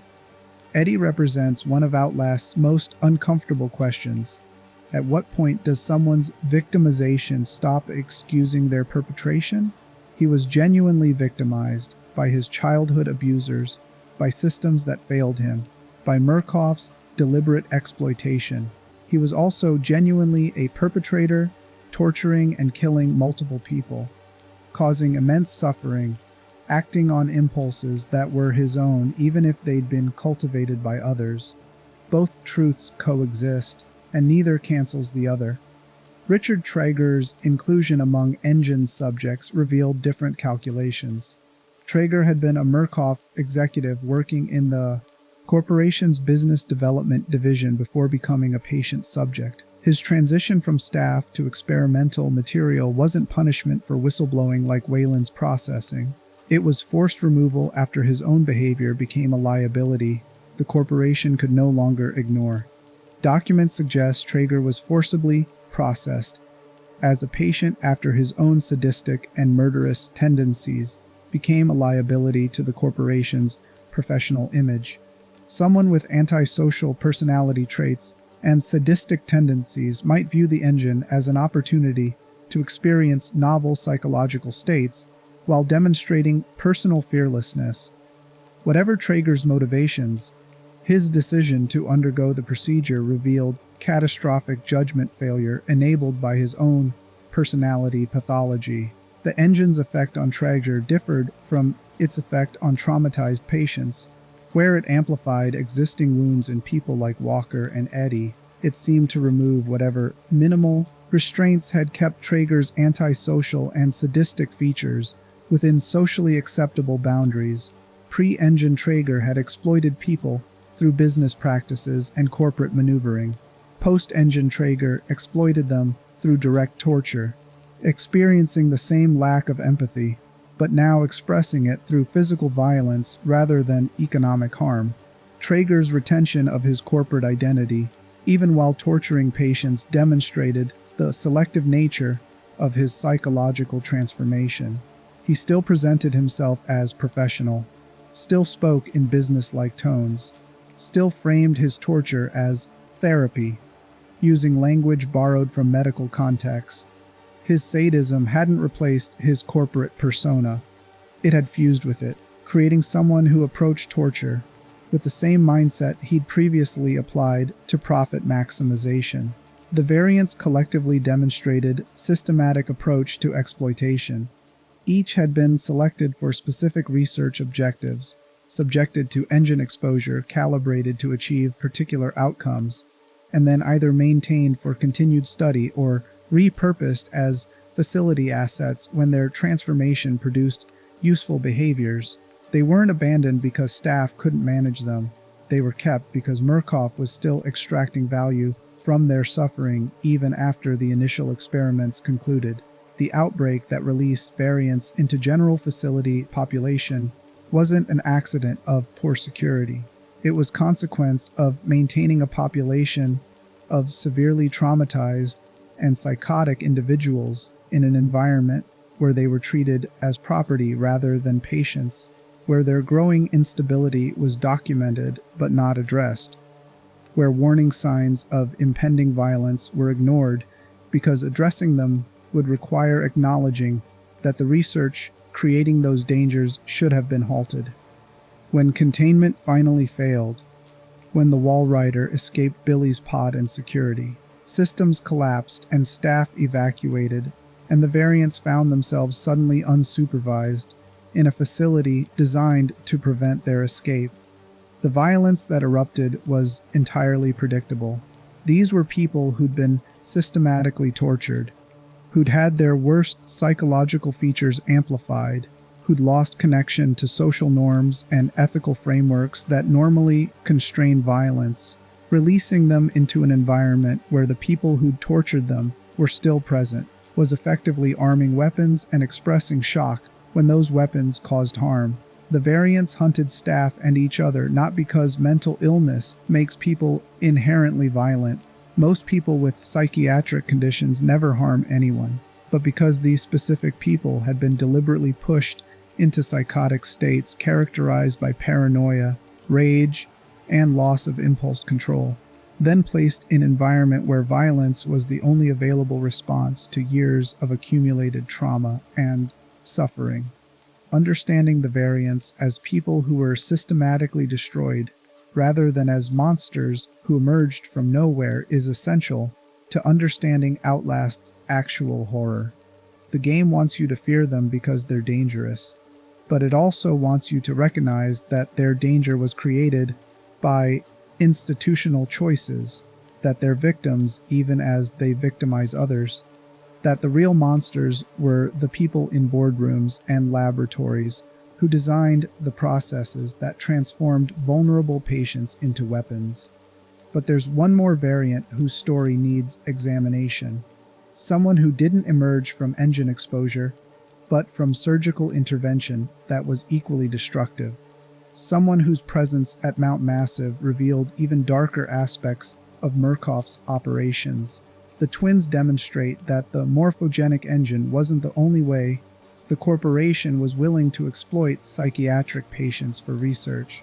The twins, two separate variant patients whose identities have been almost entirely lost to history, represented something different from the other named variants. No conjoined surgery, no elaborate backstory in the surviving records. They were simply two men whose engine exposure produced eerily synchronized psychosis, hunting in tandem as though sharing a single predatory instinct. Their case revealed that engine research could produce outcomes nobody anticipated, that Mount Massive functioned as a comprehensive experimental facility where any result that generated research data was considered justified regardless of patient welfare. Details about the twins' backgrounds remain fragmentary. No names, no admission records, no documentation of what they were before the engine hollowed them out. What survived was behavioral observation, two variant patients who moved and killed as a unit. Their coordination so seamless, it suggested the engine had fused their threat responses into something shared, as though prolonged exposure in proximity had knotted their broken psychologies together. The twins' behavior during the outbreak, hunting in coordination, exhibiting behaviors that suggested shared consciousness, or at least shared instinct, demonstrated that the engine's effects could bleed across individuals in ways the research team hadn't predicted. They'd been created as experimental subjects through psychological procedures that treated them as objects rather than patients, and their transformation into synchronized predators hunting through the facility was a direct result of that exploitation. Every variant encountered in Outlast represents someone who entered Mount Massive seeking or requiring help, and instead received systematic destruction. Their stories collectively indict the institution that failed them, the corporation that exploited them, and the systems that allowed Mount Massive to operate for years without intervention that might have saved them. But understanding what happened to the variants doesn't yet answer why nobody stopped it, how Mount Massive maintained operations despite the obvious horror of what was happening, or what it took for exposure to finally occur. Those answers require examining the person who decided that revealing the truth was worth any personal cost, and the journalist who received that evidence and chose to investigate. That intersection of conscience and journalism would trigger Mount Massive's collapse, but not before generating a body count that included almost everyone in the facility, staff and patients alike. Chapter 6: Wayland Park and the Price of Conscience. Wayland Park didn't work in the underground laboratories. He wasn't directly involved in engine operations or patient torture. His job was maintaining computer systems, ensuring facility networks functioned properly, troubleshooting technical problems. He was support staff, someone whose work enabled Mount Massive's operations without requiring him to personally participate in the experiments happening in areas he wasn't supposed to access. But network maintenance requires access to everything the network connects, and Wayland's job gave him visibility into systems that revealed exactly what Mount Massive was doing to patients in areas most staff never saw. The decision to become a whistleblower wasn't immediate or obvious. Wayland had a wife, Lisa, and young sons waiting for him at home. His job at Murkoff paid well, enough to support his family comfortably, enough to justify the long hours and the unsettling environment. Walking away would mean financial insecurity, and explaining to Lisa why he'd quit a good job without having another one lined up. Speaking out would mean risking everything he'd built for his family on the uncertain hope that someone with authority would actually act on his evidence rather than burying it to protect Murkoff's political connections. For weeks, possibly months, Wayland existed in a moral crisis. He'd seen files documenting engine procedures that were clearly torture. He'd witnessed patient suffering that violated every ethical standard. He'd heard conversations among research staff that made clear they understood what they were doing was harmful but considered it justified by potential applications. And he'd done nothing except continue showing up for work, maintaining the systems that enabled the atrocities, accepting paychecks funded by research that destroyed vulnerable people. That complicity created guilt that became unbearable. Wayland recognized he'd become part of the machinery of Mount Massive's operations, that his technical expertise was essential infrastructure for experiments that shouldn't exist, that every day he stayed silent was another day patients suffered torture he could potentially stop by exposing what was happening. The documentation Wayland compiled was comprehensive and damning. He copied files showing engine procedures, patient consent forms that were obviously coerced, medical records documenting harm rather than treatment, internal communications where staff discussed procedures they knew were unethical. He photographed areas of the underground laboratory when he had legitimate reasons to be there for maintenance work. He recorded audio of conversations that revealed staff attitudes toward patients as experimental subjects rather than human beings requiring care. This evidence collection required tremendous courage and methodical planning. Every file Wayland copied, every photograph he took, every recording he made, each one, created a risk of discovery that would end his access and likely result in consequences far worse than termination. Murkoff's security apparatus was sophisticated, designed to detect exactly the kind of data exfiltration Wayland was attempting. He needed to gather enough evidence to be convincing while moving carefully enough that security systems wouldn't flag his activities until after he'd transmitted everything to journalists who could expose it. The decision about where to send the evidence was calculated. Wayland couldn't simply email everything to mainstream media outlets. Murkoff's legal department would bury the story through injunctions and pressure on publishers. He needed journalists who were independent enough to resist corporate pressure, credible enough that their reporting would be taken seriously, and brave enough to publish information that would make them targets of Murkoff's retaliation efforts. Miles Upshur fit those criteria. As an investigative journalist with a history of exposing corporate misconduct, with a reputation for thorough research and credible reporting, with independence from major publications that might be pressured into killing the story, Miles represented the best chance Wayland had of getting Mount Massive's operations exposed to public scrutiny that might force intervention. The email Wayland sent to Miles was carefully worded. He didn't identify himself directly. Maintaining anonymity was essential until the story broke. He provided enough context to explain what Mount Massive was doing without overwhelming Miles with data that needed careful analysis. He included the most damning pieces of evidence, while holding back some materials that could serve as verification if Miles needed to confirm the source's credibility. And he provided instructions for secure communication if Miles needed clarification or additional documentation. Sending that email represented a point of no return. Wayland knew Murkoff's systems would detect the transmission, knew security would respond immediately, knew that within minutes he'd transition from trusted employee to threat requiring containment. He sent it anyway, calculating that Miles would receive and act on the evidence even if Wayland himself was caught before escaping the facility. The security response was immediate and thorough.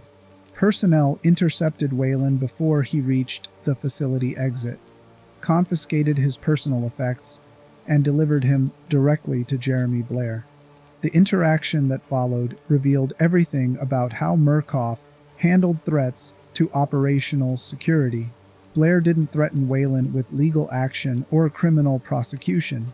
He didn't try to intimidate him into recanting or negotiate his silence through severance packages. Instead, Blair made clear that Wayland would be processed as a patient, subjected to the same procedures he'd tried to expose, and that his family would be told he'd abandoned them or suffered mental breakdown requiring institutionalization. Every institutional mechanism that should have protected Wayland would instead be weaponized to destroy him. This response demonstrated Murkoff's confidence in their insulation from consequences. They weren't worried that processing a whistleblower as a psychiatric patient would generate investigation. They believed their institutional protections were sufficient, that even obvious retaliation would be overlooked or rationalized by authorities who had reasons to avoid scrutinizing Mount Massive's operations too carefully.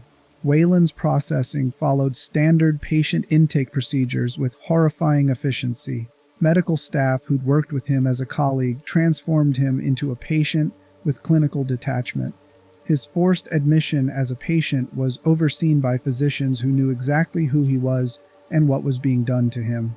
The falsification of his medical records was conducted by administrators who'd shared lunch conversations with him days earlier. Everyone involved understood that Wayland was being tortured as punishment for attempting to expose their crimes, and everyone participated anyway because institutional loyalty and personal self-preservation outweighed moral obligation to prevent atrocity. The engine exposure Wayland endured before the outbreak interrupted his processing was calibrated to his specific fears. The hypnotic sequences incorporated images of his family suffering because of his choices, scenarios where his sons grew up believing their father had abandoned them, nightmare versions of Lisa struggling to support the family alone while Wayland remained trapped and unable to help. These sequences were designed to destroy him psychologically by targeting the relationships and responsibilities he valued most, transforming his love for his family into a weapon against his own consciousness. The pain Wayland experienced during his limited engine exposure was psychological rather than physical. The life support systems prevented physical suffering, while the engineered nightmares created mental anguish specifically calibrated to his vulnerabilities. He was forced to experience his worst fears in lucid dream states where waking wasn't possible, where the horror felt completely real, where the nightmare didn't end even when he became consciously aware he was dreaming. This was the same torture that had destroyed Billy Hope and the variants, applied to someone whose only crime was recognizing that torture needed to be stopped. The automated safety protocols that removed Wayland from his containment pod during the outbreak saved his life, but left him severely traumatized. He emerged into a Mount Massive transformed into an active nightmare. The asylum he'd worked in for months now filled with screaming and violence, variants hunting through corridors, the Walrider killing indiscriminately, and Blair attempting to contain the disaster by eliminating witnesses rather than by helping people escape. Wayland's journey through Mount Massive during the whistleblower campaign revealed the facility from a different perspective than Miles's infiltration. Where Miles encountered Mount Massive as an outsider trying to understand what had happened, Wayland experienced it as an insider who'd already understood and was now suffering consequences of that understanding. Every area Wayland navigated, every horror he witnessed, every variant he encountered, all of it was what he'd tried to expose, what he'd been punished for revealing, what was now killing everyone who'd participated in creating it. The encounters with Eddie Gluskin in the vocational block were particularly harrowing for Wayland because Eddie represented exactly what Murkoff's research produced. Someone vulnerable who'd been systematically pushed into psychosis that made him dangerous. Wayland had tried to save people like Eddie by exposing Mount Massive's operations. Instead, he'd been delivered into Eddie's hunting ground, transformed from potential savior into prey, forced to survive the threat created by the very institution he'd tried to stop. Eddie's attempts to make Wayland into his bride, the torture and mutilation Eddie performed or threatened, The constant terror of being hunted by someone whose psychosis made him unpredictable. All of it was consequence of Wayland's whistleblowing being discovered before it could generate meaningful intervention. If his evidence had reached Miles earlier, if journalists had investigated before Murkoff caught him, Eddie might have been saved from his complete destruction. Instead, Wayland was trapped in nightmare with someone he'd tried to help, who now wanted to torture him, who couldn't be reasoned with because engine exposure had destroyed his capacity for rational thought. Wayland's ultimate escape from Mount Massive came through a combination of desperate survival instinct, moments of assistance from unexpected sources, and sheer fortunate timing. He witnessed Blair's death at the hands of Miles controlled by the Walrider, providing grim satisfaction that at least one person directly responsible for Mount Massive's operations faced consequences. He navigated through areas where the facility's infrastructure was collapsing, where fires spread and structures failed, where the asylum itself was disintegrating, and he eventually reached a vehicle and drove away, leaving behind the burning facility and all the people still trapped inside. But Wayland's escape wasn't a victory. He was returning to a family that had believed he'd abandoned them, carrying trauma from engine exposure that would likely haunt him for life. Knowing that his evidence had reached Miles, but that Miles had been destroyed in the process of investigating it, the cost of Wayland's conscience was everything.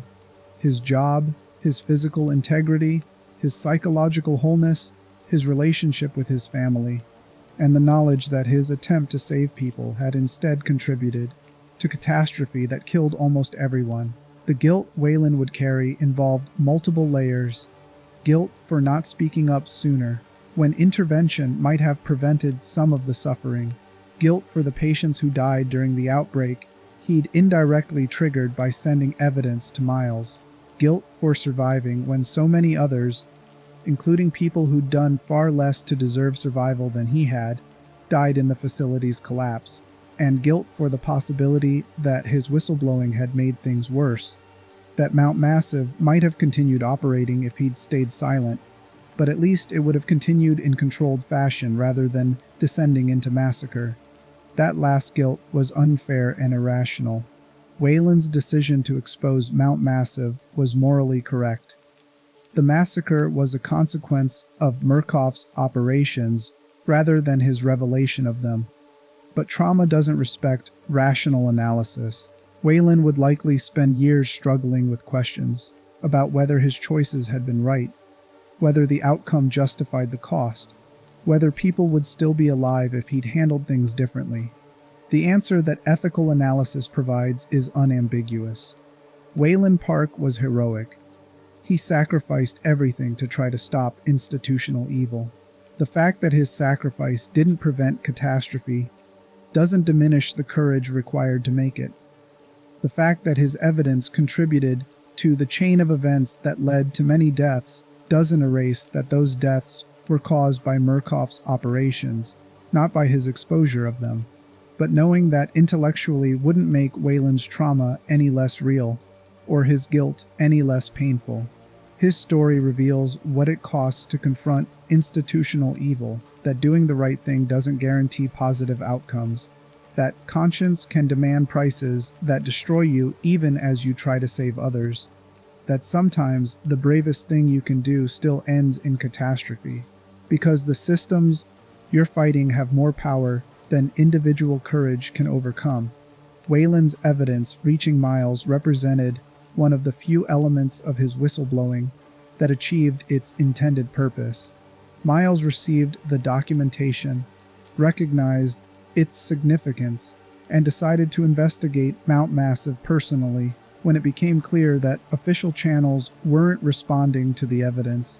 That decision would cost Miles his humanity, but it would also generate the documentation and exposure that would eventually force some form of accountability for what Murkoff had done.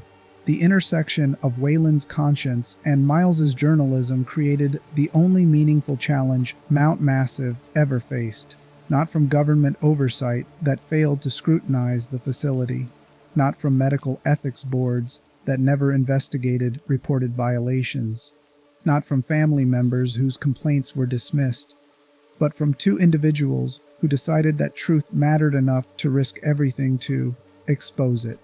That intersection is where we turn next, to investigation and how a journalist armed with only a camera would document one of the most comprehensive institutional failures in psychiatric care, even as that documentation cost him his life and identity. Chapter 7. The Camera That Couldn't Save Him. Miles received Waylon Park's email on a Tuesday evening while working on an unrelated investigation into pharmaceutical company fraud. The message appeared in his secure communication account, an encrypted channel he maintained for sources who needed to remain anonymous. The subject line was simple: Mount Massive Asylum, urgent. The attached documentation was extensive and disturbing. Medical files showing procedures that clearly constituted torture. Internal communications revealing staff awareness that their research violated ethical standards. Financial records linking Mount Massive to defense contractors and intelligence agencies. Photographs of the underground laboratory with its containment pods and monitoring equipment, and patient testimonies. Fragments of interviews where people described experiences that sounded like engineered nightmares rather than psychiatric treatment. Miles had investigated corporate malfeasance for years. He'd exposed environmental contamination, documented labor violations, revealed financial fraud that destroyed pension funds. But Mount Massive represented something darker than typical corporate crime. This was systematic torture disguised as medical research, exploitation of vulnerable populations at scale, and apparent complicity by government entities that should have been providing oversight. The journalist's instinct that had driven Miles's career recognized this story's significance immediately. If the documentation was authentic, and preliminary verification suggested it was, then Mount Massive Asylum represented one of the most egregious institutional failures in modern psychiatric care. Exposing it would generate national attention, force investigations, potentially result in criminal prosecutions of Murkoff executives and complicit government officials. But the story also carried obvious risks. Murkoff Corporation was massive, well-connected, and had demonstrated willingness to destroy people who threatened their operations. Waylon's anonymity in the email suggested the source understood those risks and had already paid prices Miles couldn't know about. Investigating Mount Massive would make Miles a target for the same institutional machinery that had presumably already dealt with his source. Miles acted on the whistleblower's email with the urgency of a journalist who knew he'd found the story of a lifetime. Mount Massive's patient population included people whose families had filed complaints about lack of access and concerning changes in their relatives' conditions. The facility had been cited for minor violations during inspections, but nothing that suggested the scale of abuse Waylon's documentation revealed. Murkoff's financial ties to defense research were documented but obscured through subsidiary organizations. Everything checked out in ways that made the evidence credible rather than elaborate fabrication. The decision to investigate in person rather than simply publishing what he'd received was calculated. Miles recognized that Waylon's documentation, while damning, would face immediate challenge from Murkoff's legal apparatus. The corporation would claim the documents were fabricated, would produce their own experts to dispute their authenticity, would argue that any legitimate documents were being misinterpreted by people without medical expertise. Publishing the evidence alone might generate temporary attention, but it wouldn't force the kind of sustained investigation required to actually stop what was happening. What Miles needed was corroboration. Additional documentation he gathered personally, video evidence showing facility conditions, interviews with patients or staff who could verify Waylon's claims. He needed to infiltrate Mount Massive, document what he found there, and escape with footage compelling enough that Murkoff couldn't dismiss it as fabrication or misunderstanding. The plan was straightforward: enter the facility at night through areas where security was minimal, navigate to sections where the worst abuses were occurring, document everything possible with his camera, and exit before security detected his presence. Miles had conducted similar infiltrations before, trespassing on corporate properties to photograph evidence of violations, accessing areas he wasn't authorized to enter to document what companies were hiding. The risks were familiar, and he'd developed skills for moving through secured spaces without triggering alarms or attracting attention.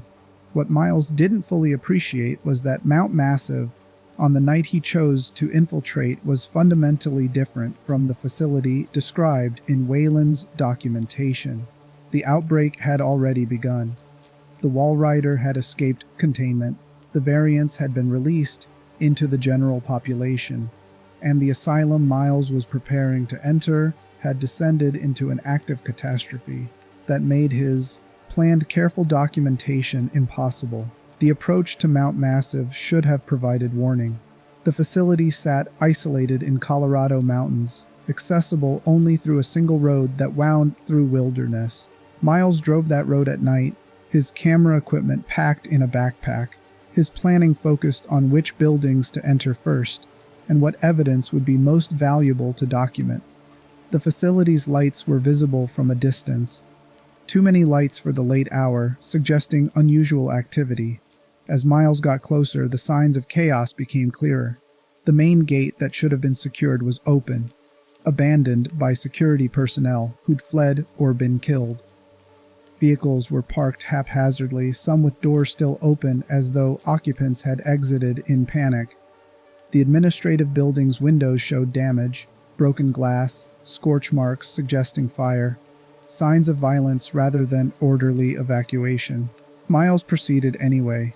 The journalist's drive to document, to understand, to capture truth regardless of personal risk. That drive overrode the survival instinct that should have made him turn back. He was here to expose Mount Massive's crimes, and the apparent disaster unfolding in the facility only made that documentation more urgent. Whatever had happened or was happening, Miles needed to record it, needed to ensure that evidence existed that couldn't be buried or denied. The infiltration through the administrative building's ground floor revealed immediate horror.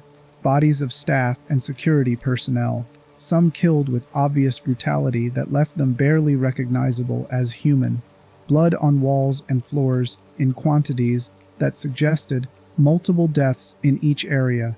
Signs of fire damage and structural failure that made navigation dangerous, and sounds, distant screams, mechanical groans from failing infrastructure, the unsettling quiet of spaces that should contain people but were abandoned.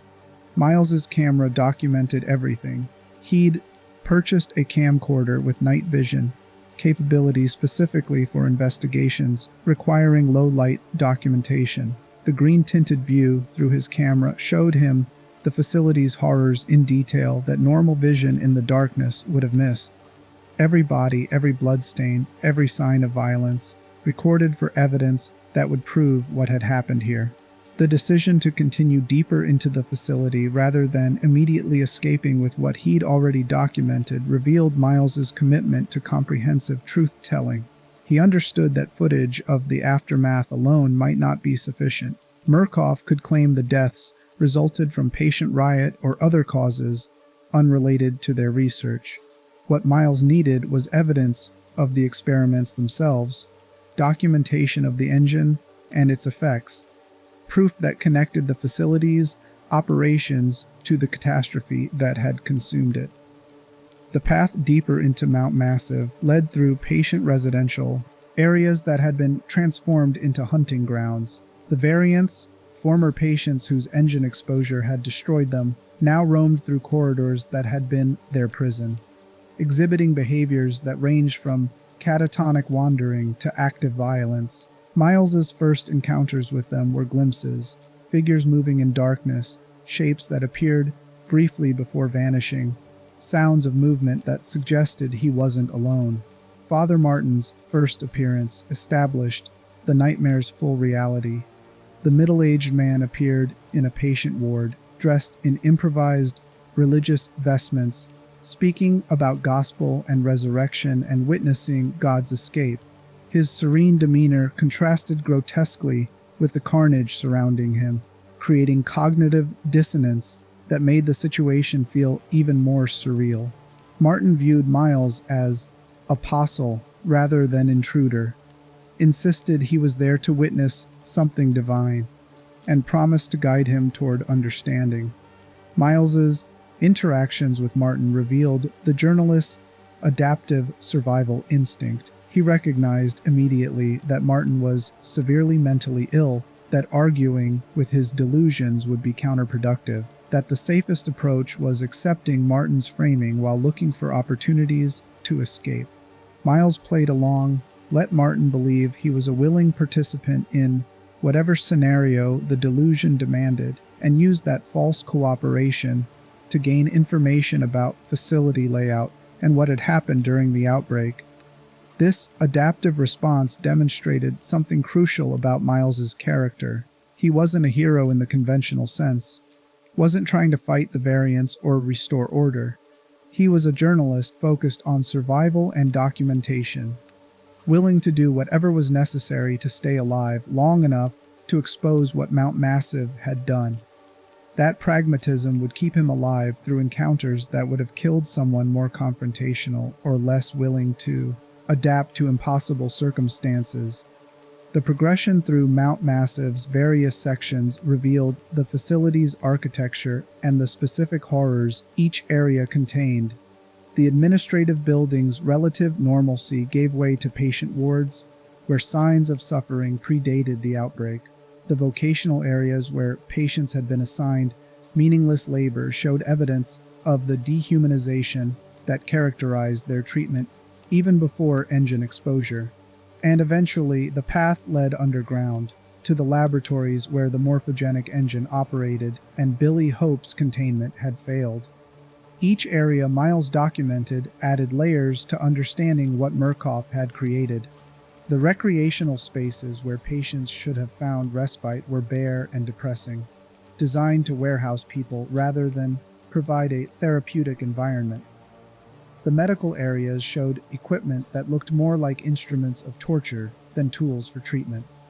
The security infrastructure throughout revealed that facility design prioritized containment over care, that Mount Massive had been built as prison rather than hospital. The encounters with Chris Walker punctuated Miles's navigation with moments of pure terror.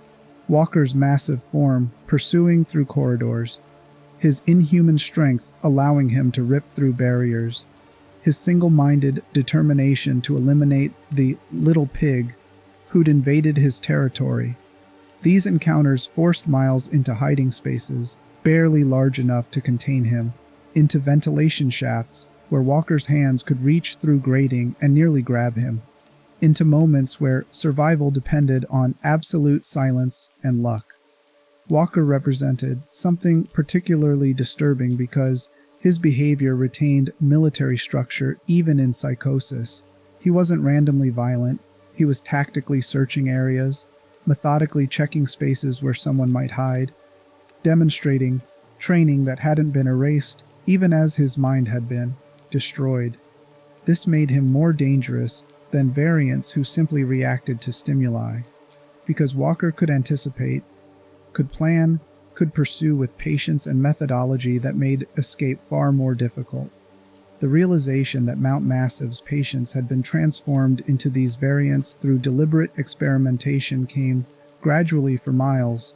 Each document he found, medical records detailing engine procedures, research notes discussing patient responses to hypnotic sequences, staff communications revealing awareness that their work constituted torture, added to his understanding that this wasn't institutional negligence, but calculated exploitation. Murkoff hadn't accidentally harmed patients through incompetence. They'd deliberately destroyed them through procedures designed to generate specific psychological outcomes. This understanding transformed Miles's documentation from expose of medical malpractice into something more damning, evidence of crimes against humanity, systematic torture for profit, exploitation that violated not just medical ethics, but fundamental human rights. The story he was documenting would potentially generate international attention, force government investigations at the highest levels, and possibly result in criminal prosecutions that could actually threaten Murkoff's continued existence. But that documentation required reaching the underground laboratory where the Morphogenic Engine operated, and Billy Hope's containment had failed. Martin's guidance, cryptic and delusional but ultimately functional, led Miles through facility areas he couldn't have navigated alone, past variants who granted him passage because Martin vouched for him, toward the core of Mount Massive's operations, where the truth about the Walrider and the engine's purpose would become undeniable. The descent into the underground complex revealed infrastructure that dwarfed the above-ground facility.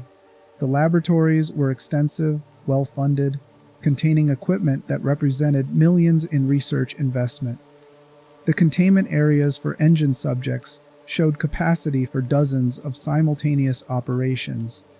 The monitoring systems documented every aspect of patient responses during procedures.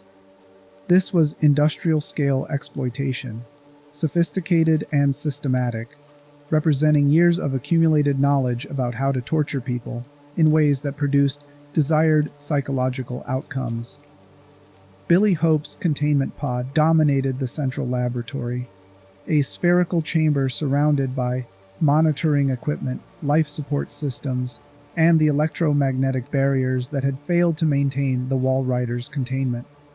Billy's wasted body was still inside, kept alive by machines long after his mind had dissolved into the swarm, and Dr. Wernicke was waiting.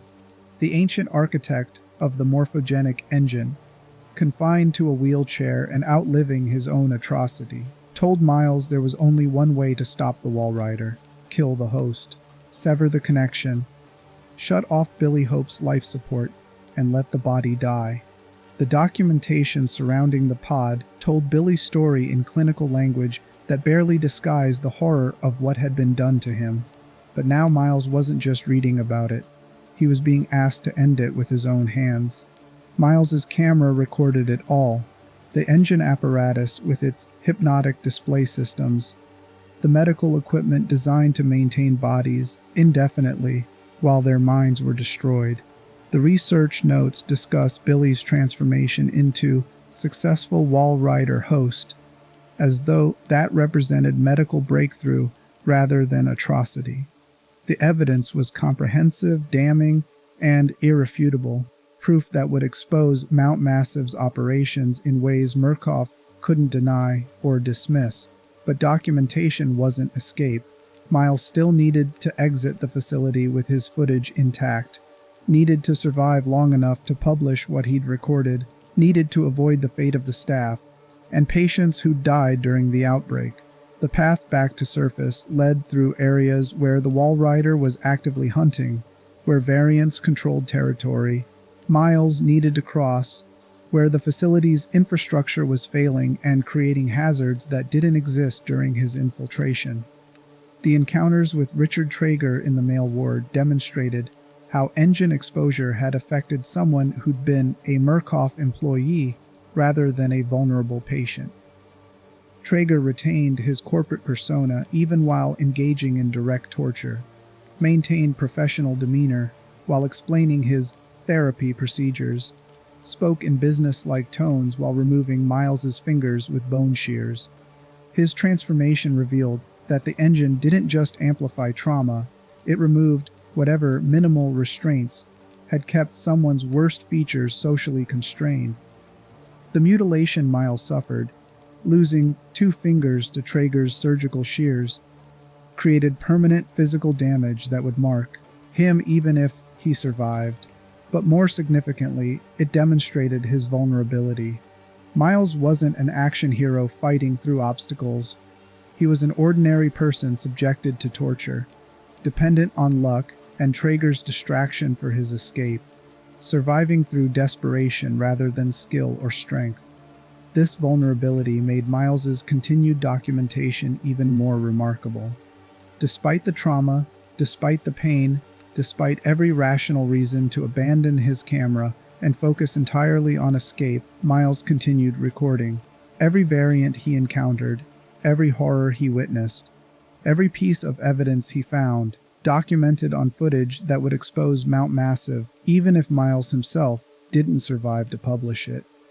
The climactic encounters in Mount Massive's final sections brought Miles face to face with the Walrider itself, the entity that had been Billy Hope, that carried his trauma and rage, that represented the ultimate product of Murkoff's research.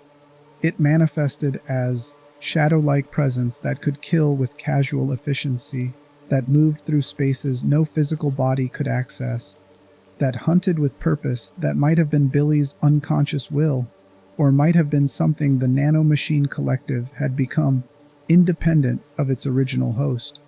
The Walrider's attention turning toward Miles represented a transition from documentarian to participant in the horror he'd been recording.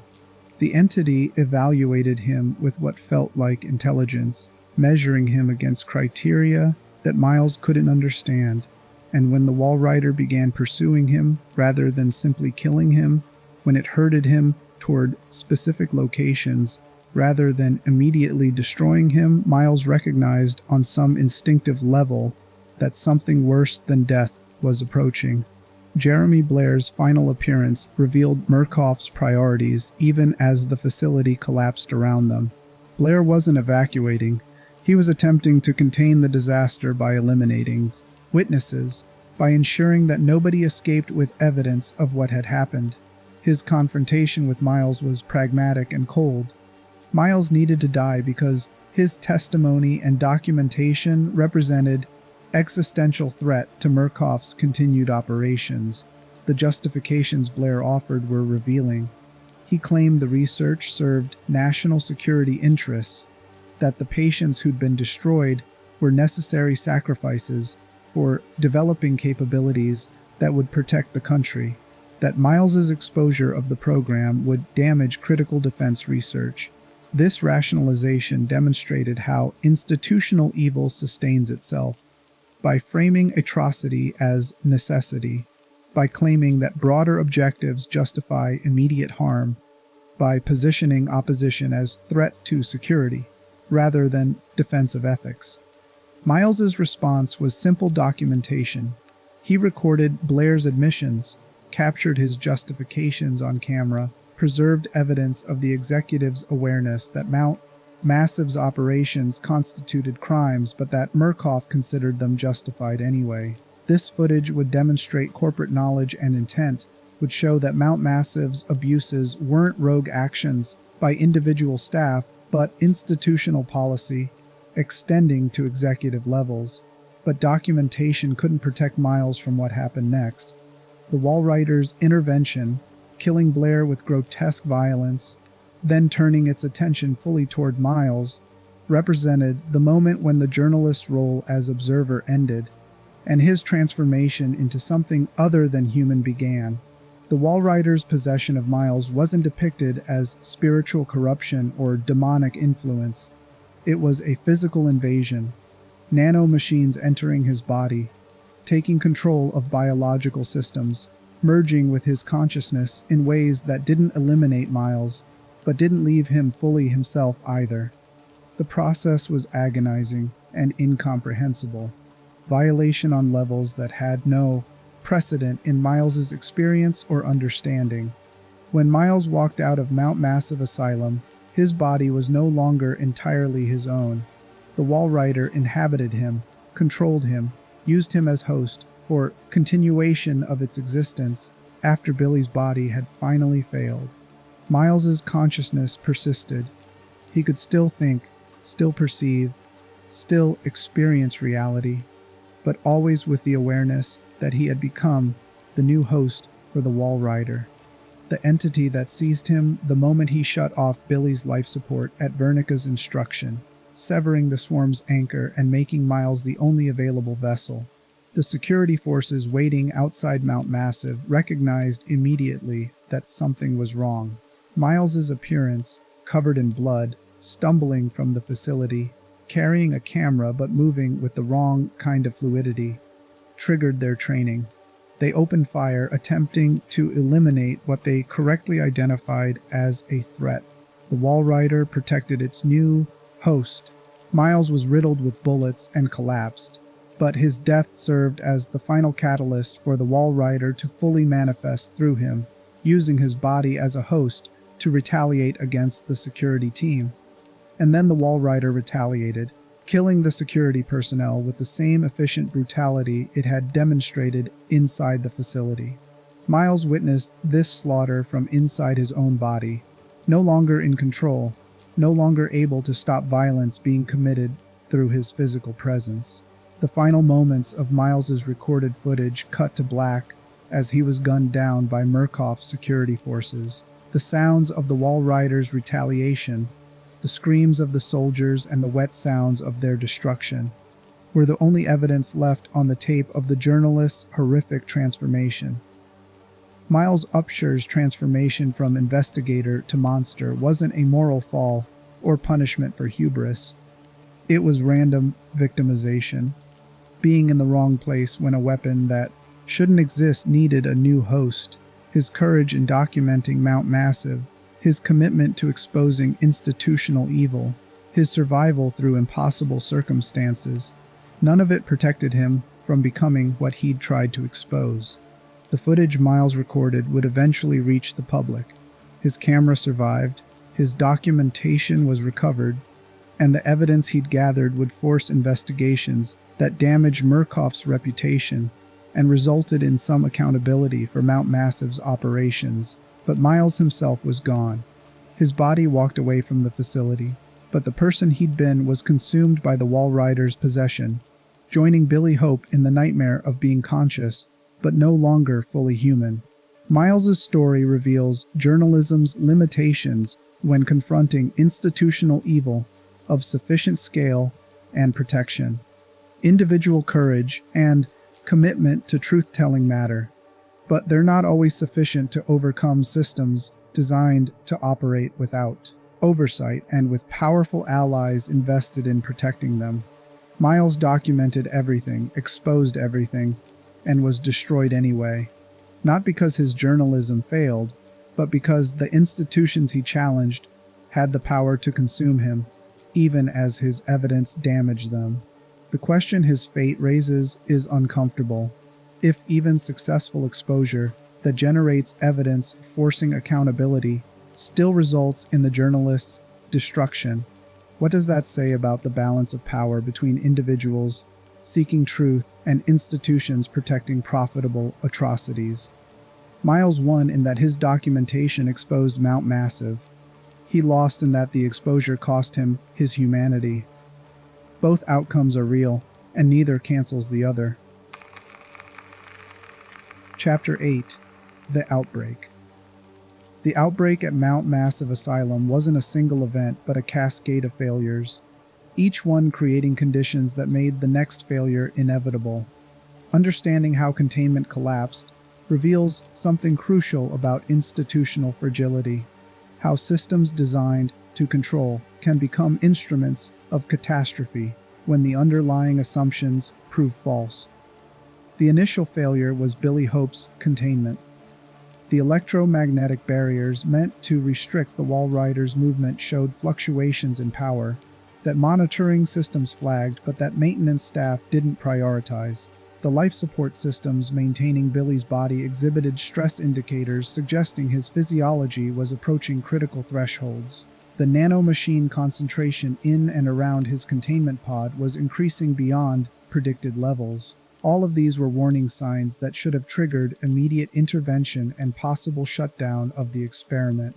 But Murkoff's institutional culture prioritized research continuation over safety concerns. Staff who raised alarms about containment instability were told the project was too valuable to pause for what might be false positives. Executives making decisions were physically distant from Mount Massive, weighing risks they wouldn't personally face against potential rewards they'd directly benefit from. The people who recognized danger weren't empowered to act on that recognition, and the people empowered to halt operations weren't present to witness the warning signs. When the electromagnetic barriers failed, whether due to power fluctuation, equipment malfunction, or the Walrider's nano-machine collective finding ways to disrupt the fields, the entity's escape from Billy's immediate containment area was nearly instantaneous.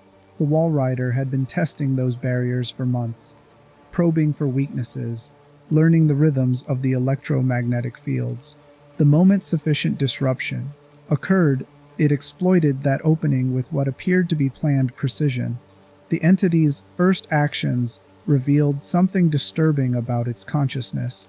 The Walrider didn't simply flee or randomly attack, it targeted specific individuals. Researchers who directly participated in Billy's engine exposure died first, then security personnel who'd been involved in maintaining his containment. The pattern suggested either Billy's consciousness directing revenge, or the Walrider itself having developed preferences about which humans deserve destruction based on their roles in its creation. The facility's alarm systems triggered automatically when monitors detected Billy's containment failure, but the response protocols proved catastrophically inadequate. Security forces were trained to handle patient escapes. They knew how to pursue individuals, how to use non-lethal force to subdue someone having a psychiatric crisis, how to secure areas. They had no meaningful preparation for confronting an entity composed of nanomachines that could flow through barriers, that could exert lethal force from distance, that could move faster than human reaction times allowed effective response. The first security team that responded to the containment breach was killed within minutes. Their weapons were useless against an enemy without solid form. Their tactical training assumed opponents who followed physical limitations that the Walrider completely ignored. They died confused and terrified, facing something they couldn't understand, let alone stop. The underground laboratory staff attempted evacuation through prescribed emergency routes, but the Walriders spread through the complex blocked primary exits, forcing evacuees into corridors where the entity could hunt them efficiently. Many staff members died attempting to flee. Others barricaded themselves in laboratories and offices, hoping rescue would arrive or the threat would pass. Most of those who sheltered in place died when the Walrider found them hours or days later, unable to hide from something that could sense their presence through means that didn't rely on vision or sound.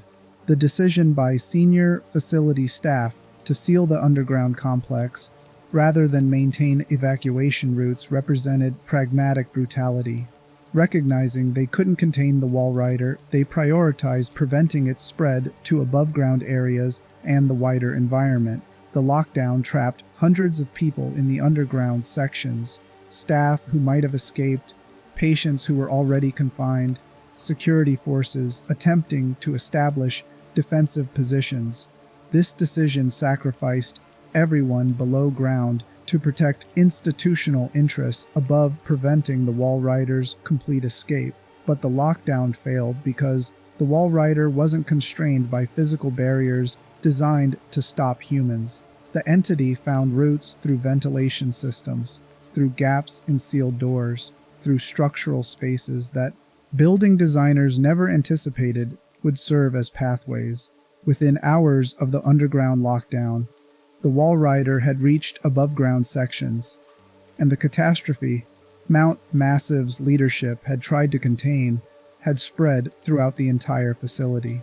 The patient population's release into general facility areas happened through a combination of security system failures and deliberate actions by staff attempting to create chaos that might cover their escapes. Locked ward doors that should have required manual override to open malfunction during power fluctuations.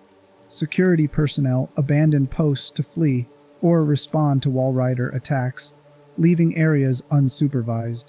Some staff actively opened secured areas, calculating that releasing psychiatric patients might distract the Walrider or security forces long enough to create escape opportunities. The variants who'd been subjected to engine exposure and contained in specialized wards found themselves suddenly free to navigate facility areas they'd never accessed during their imprisonment, for people whose minds had been systematically destroyed through torture, whose psychotic features made them perceive reality through distorted lenses, whose trauma and suffering had been weaponized into behavioral patterns focused on violence and survival. This sudden freedom in an environment descending into chaos created conditions where every destructive tendency would be expressed without restraint. The violence that erupted wasn't simply patients attacking staff, though that occurred extensively. It was multi-directional chaos, variants attacking each other, staff turning on colleagues they blamed for the catastrophe, security forces shooting at anything that moved, the Walrider killing indiscriminately, and fires spreading through areas where infrastructure had been damaged. Mount Massive transformed from a controlled environment into a war zone within hours, with death toll climbing rapidly as containment structures collapsed completely. Father Martin's response to the outbreak revealed how his religious delusions had positioned him to become influential during chaos. While others panicked, Martin experienced the catastrophe as divine revelation, exactly what his delusional framework predicted would happen. His certainty and calm in the midst of horror gave him authority over other patients who were terrified and seeking any structure or explanation. Martin began gathering followers, organizing them around his interpretation that they were witnessing God's escape and needed to facilitate rather than resist that process. This cult formation during the outbreak demonstrated how people in crisis situations will gravitate toward anyone offering confident explanations and clear direction. Martin's delusions made him confident. His religious framing made the inexplicable horror feel meaningful. His instructions, helping Miles navigate toward witnessing the Walrider, preventing others from interfering with what Martin saw as divine plan, gave his followers purpose during a catastrophe that otherwise felt random and senseless. Chris Walker's response was characteristically different. The outbreak triggered whatever remained of his military training, activating protocols for responding to containment breaches and hostile entities. Walker began methodically hunting through the facility, killing variants and staff he encountered, operating under delusional conviction that he was containing a threat and maintaining security. His psychosis gave him a framework for processing the chaos. This was a combat situation requiring elimination of hostiles. This made Walker simultaneously more dangerous and more predictable than variants whose psychoses lacked structure. He could be anticipated by understanding mission parameters he'd assigned himself, but he was also relentless, tireless, and capable of violence at scale because he experienced it as appropriate military action rather than murder requiring emotional justification. Eddie Gluskin's response to the outbreak was to establish territory in the vocational block and begin enacting his delusions about marriage and family. The chaos outside his claimed space was irrelevant to Eddie. His psychosis narrowed his focus entirely to searching for the perfect bride. The newly available victim pool of staff and patients moving through his territory gave him opportunities to capture subjects for his surgical modifications. The lack of intervention allowed his violence to escalate beyond anything facility security had previously tolerated. Richard Traeger's establishment of torture operations in the administration block followed similar patterns. The outbreak removed external constraints that had previously limited how openly he could express sadistic impulses. With security forces dead or fled, with facility oversight collapsed, with victims available and intervention unlikely, Traeger could finally engage in direct torture that his position as Murkoff executive had previously required him to conduct through institutional proxies. Each variant's response to the outbreak reflected their specific psychopathology, amplified by sudden removal of all constraints. The patterns weren't random. They were predictable expressions of what engine exposure had made each person become. This predictability revealed one of the few elements Mount Massive's researchers had achieved successfully. They'd understood how to create specific psychological profiles through targeted trauma. The failure was believing those created profiles could be controlled indefinitely, rather than recognizing they'd inevitably express themselves catastrophically when containment failed. The facility's physical infrastructure began failing as fires spread and structural damage accumulated. Electrical systems that powered security, life support, and communications went offline. Ventilation stopped functioning, allowing smoke accumulation. That made navigation dangerous. Water systems failed, then began flooding areas where pipes had been damaged. The building itself became a hostile environment, independent of the threats posed by variants and the Walrider. The evacuation of senior staff and executives happened early and efficiently. Jeremy Blair and others with authority had access to priority evacuation protocols, secured routes, dedicated transportation, security escorts to ensure their safe departure. This executive preservation happened while hundreds of lower-level staff and patients remained trapped in the facility, facing death. The disparity revealed institutional priorities with brutal clarity. Leadership's survival mattered. Everyone else was expendable. But Blair's decision to return to the facility rather than simply evacuating revealed a different kind of calculation. He recognized that Mount Massive's complete destruction would generate investigations that might threaten Murkoff's broader operations. If the facility burned with all evidence and witnesses inside, the corporation could claim a catastrophic accident and control the narrative. But if journalists like Miles escaped with documentation, if whistleblowers like Wayland Park survived to testify, the evidence they'd provide would be far more damaging than whatever regulators might reconstruct from facility ruins. Blair's return to eliminate witnesses represented institutional damage control, prioritizing corporate survival over human life. He came back to a facility that was actively killing people, brought additional security forces, and began hunting for anyone who might have escaped with evidence, all to protect Murkoff from accountability for the atrocities that had caused the outbreak in the first place. This decision demonstrated how institutional evil sustains itself through accumulating commitment to concealment. Murkoff had committed crimes at Mount Massive. Acknowledging those crimes would destroy the corporation. Therefore, protecting the corporation required committing additional crimes, murdering potential witnesses, destroying evidence, creating cover stories that blamed victims rather than corporate policy. Each crime created necessity for further crimes, building a self-perpetuating cycle where the only way forward was deeper into atrocity. Blair's ultimate fate, killed by Miles while Miles was possessed by the Walrider, represented justice of a kind, but justice that came too late to save anyone. Blair faced consequences for his role in Mount Massive's operations, but those consequences were delivered by the very weapon his corporation had created rather than through legitimate legal processes that might have prevented the catastrophe entirely. The facility's final hours were simply death.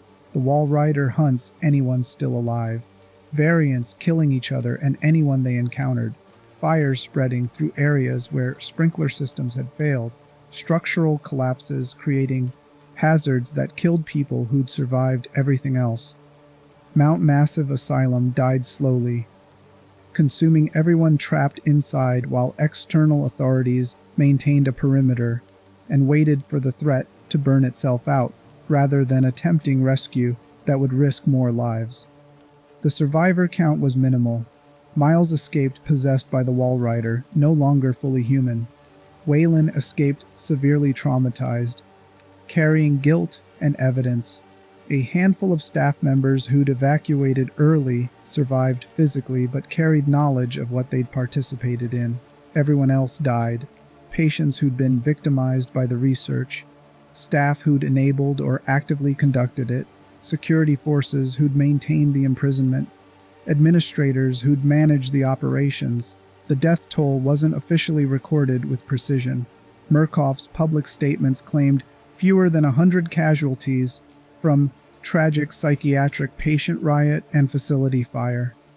Independent estimates based on facility capacity and employee records suggested the actual number was somewhere between 400 and 600 people dead.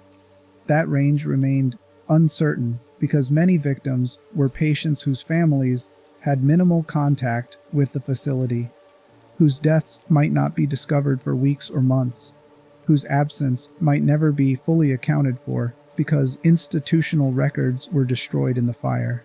This numerical ambiguity served Murkoff's interests. Without a definitive death toll, the scale of the catastrophe could be minimized in public discourse. Individual families seeking information about missing relatives faced bureaucratic obstacles. Records were destroyed, staff who might have helped were dead or uncooperative. The corporation's legal resources made extracting information through litigation prohibitively expensive and prolonged. The Mount Massive outbreak revealed systemic fragility that extended beyond the facility itself. Government regulators who should have been monitoring the facility had failed to detect obvious abuses. Law enforcement agencies that should have investigated complaints had dismissed or ignored them. Political officials who should have provided oversight had accepted Murkoff's explanations without meaningful scrutiny. The failure wasn't just institutional, it was systemic, demonstrating how multiple levels of supposedly protective infrastructure can fail simultaneously when powerful entities are motivated to avoid accountability, and when oversight mechanisms are under-resourced or politically captured. This systemic dimension is what makes Mount Massive's collapse feel more than a tragic accident. It was a predictable outcome of deliberately constructed conditions, institutional structures designed to enable exploitation, regulatory frameworks hollowed out through defunding and political pressure, oversight mechanisms staffed by people whose careers depended on maintaining good relationships with entities they were supposed to be monitoring. The outbreak didn't happen because of bad luck or unforeseeable circumstances. It happened because systems that should have prevented it had been systematically weakened by actors who benefited from weak oversight. Chapter 9. Legacy of Institutional Evil.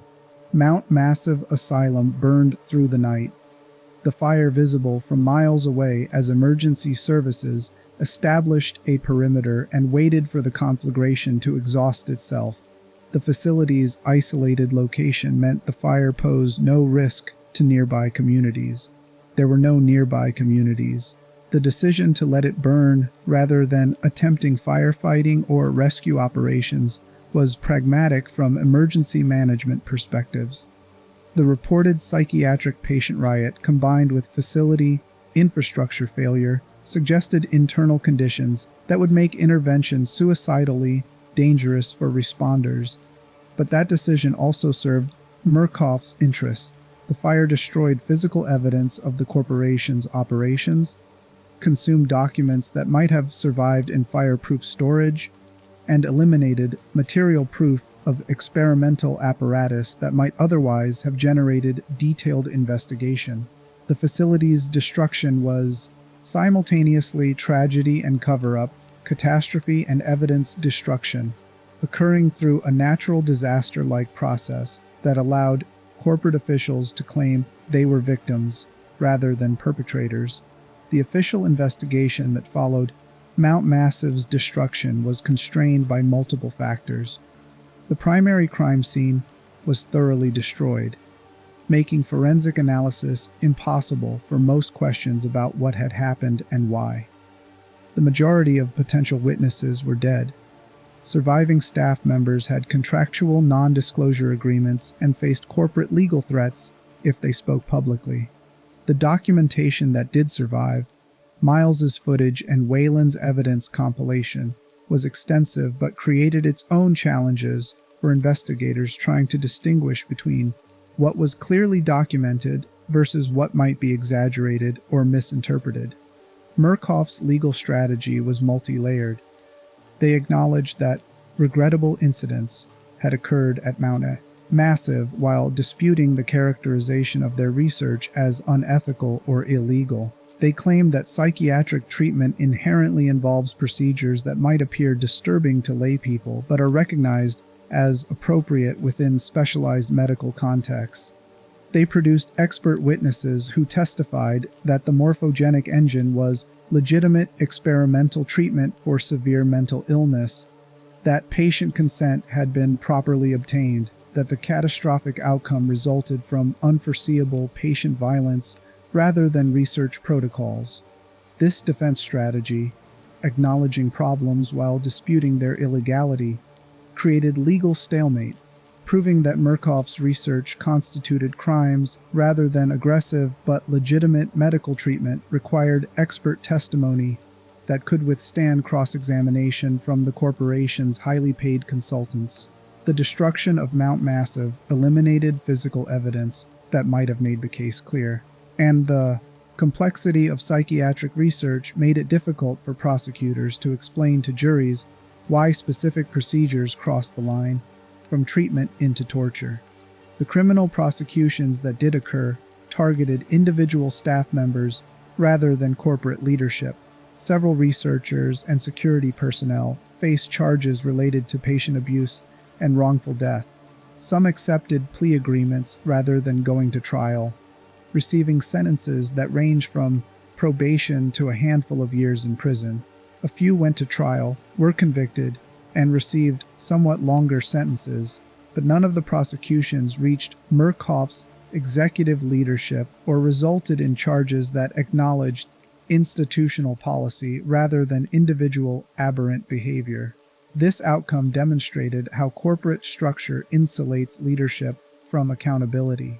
The executives who'd approved funding for Mount Massive's research, who'd received reports about patient outcomes, who'd made strategic decisions about how to manage whistleblowers and contain evidence. They maintained sufficient distance from operational details that prosecutors couldn't prove they'd possessed specific knowledge of illegal activities.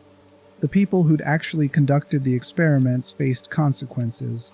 The people who'd ordered and profited from those experiments remained protected by layers of corporate bureaucracy that obscured their decision-making. The civil litigation was more extensive but similarly constrained. Families of patients who died at Mount Massive filed wrongful death lawsuits against Murkoff Corporation. Former staff members who'd been traumatized by the outbreak sued for workplace injuries. Nearby communities sued for environmental damage and property devaluation. These cases generated settlement negotiations that dragged on for years, with Murkoff offering financial compensation in exchange for non-disclosure agreements that prevented plaintiffs from discussing case details publicly. The settlement amounts were substantial enough to change individual plaintiffs' lives. Families received millions of dollars for their relatives' deaths, enough to achieve financial security, but never enough to feel like justice. The non-disclosure agreements meant that the specific evidence developed during litigation couldn't be widely shared, preventing the public consciousness from fully understanding what had happened at Mount Massive. Individual families got compensation, but society didn't get comprehensive accountability. The regulatory response was similarly limited. Government agencies that should have been monitoring Mount Massive faced criticism for their oversight failures, but that criticism rarely translated into meaningful consequences for the officials involved or structural reforms to prevent similar failures. Agencies promised improved oversight of psychiatric facilities, but budget constraints and political pressures meant those promises rarely manifested as substantially increased inspection frequency, or more rigorous enforcement of violations, Murkoff Corporation survived. Their stock price dropped temporarily following Mount Massive's destruction and the initial investigations, but recovered within 18 months as the story faded from public attention, and the legal outcomes proved less damaging than initially feared. The corporation restructured, sold off some subsidiaries, rebranded others, and continued operating in psychiatric research through entities sufficiently distanced from Mount Massive that casual observers wouldn't recognize the connection. This survival revealed an uncomfortable reality about institutional accountability. Corporations of sufficient size and resources can weather even catastrophic scandals if they survive the initial crisis and can afford prolonged legal defense. The individuals harmed by Mount Massive received some compensation. A few low-level staff members faced prosecution, but the institution that created and maintained the system of exploitation continued operating, its core capacities and corporate knowledge intact, ready to apply lessons learned toward more carefully concealed operations elsewhere. The question of what happened to the Walrider after Miles escaped Mount Massive remained deliberately ambiguous. Official reports claimed that the alleged nanomachine entity was contained during the facility fire and eliminated through high-temperature exposure, but Miles's possession suggested otherwise. If the Walrider inhabited his body, it had survived, was mobile, and remained a threat or presence that Murkoff couldn't control. Speculation about Miles's whereabouts and condition generated theories ranging from optimistic to horrifying.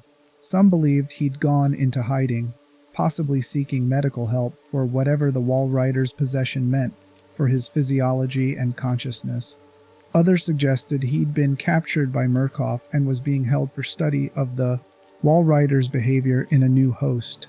The darkest theories proposed that Miles was dead and the Walrider was simply animating his corpse, Billy Hope's consciousness now sharing space with Miles's, but neither retaining enough individual identity to be called truly alive. The absence of definitive information about Miles's fate served multiple narrative purposes for different actors. For Murkoff, uncertainty meant they could claim the Walrider had been eliminated without needing to produce evidence. For government agencies, ambiguity allowed them to avoid confronting questions about whether military or intelligence entities were pursuing the Walrider as a weapon, despite knowing its origins in criminal experimentation. For the public, the mystery became a dark legend. The journalist who'd exposed Mount Massive's horrors but had been consumed by those same horrors in the process of documenting them. Waylon Park's recovery was complicated and incomplete. He'd escaped Mount Massive, physically, but the engine exposure he'd endured left psychological damage that would require years of treatment. The nightmares from his engineered lucid dreaming persisted, creating sleep disturbances that made rest nearly impossible. His family relationships were strained by his inability to explain what had happened to him. The non-disclosure agreements he'd signed as a condition of his settlement with Murkoff prevented him from discussing details even with his wife, creating distance in relationships that had previously been intimate. The guilt Waylon carried was multifaceted. Guilt for not acting sooner to expose Mount Massive. Guilt for surviving when so many others had died. Guilt for the possibility that his whistleblowing had triggered the catastrophe, even though rational analysis insisted the outbreak was a consequence of Murkoff's research rather than his revelation of it. This guilt became a chronic psychological burden that therapy could help him process but probably couldn't eliminate. The impact on psychiatric care more broadly was mixed and disappointing. The Mount Massive scandal generated temporary, increased scrutiny of psychiatric research facilities and renewed calls for stronger patient protections. Some reforms were implemented. More rigorous oversight of experimental treatment protocols, stricter enforcement of informed consent requirements, increased funding for patient advocacy organizations. But these reforms were geographically limited and politically vulnerable. Within a few years, budget pressures and shifting political priorities began eroding the strengthened protections, returning oversight systems toward the inadequate state that had allowed Mount Massive to operate for years without meaningful intervention. The broader lesson that institutional evil requires systemic responses rather than individual accountability never fully penetrated public consciousness. The dominant narrative framed Mount Massive as aberration, bad, actors doing terrible things rather than predictable outcomes of systemic conditions that remain largely unchanged. This framing was politically convenient because it avoided uncomfortable questions about how oversight failures, underfunded regulatory systems, and corporate political influence had created an environment where exploitation could flourish. Acknowledging systemic causes would require systemic solutions, which would threaten powerful interests that preferred maintaining current arrangements. The psychiatric patients who were victimized at Mount Massive were memorialized minimally. Some families erected private memorials, grave sites where they could mourn relatives whose bodies were never recovered from the facility ruins. A few advocacy organizations held annual remembrances, reading names of the victims and calling for reforms to prevent similar tragedies. But there was no major national monument, no official recognition of the scale of institutional failure that Mount Massive represented, no public accounting that treated the victims as individuals rather than statistics in a corporate scandal. This memorial absence reflected broader societal discomfort with acknowledging psychiatric patients as full persons deserving of dignity and protection. People with mental illness remain marginalized populations whose suffering generates less public sympathy than victims perceived as more innocent or relatable. The fact that Mount Massive's victims were psychiatric patients made it easier to ignore their stories, to focus on the sensational elements of the Walrider and the facility's destruction rather than on the systematic exploitation that created those outcomes. The journalists who covered Mount Massive initially pursued the story aggressively, generating headlines and investigative reports that seemed promising for forcing accountability. But coverage faded as the story became legally complex, and as Murkoff's public relations apparatus began pushing counter-narratives.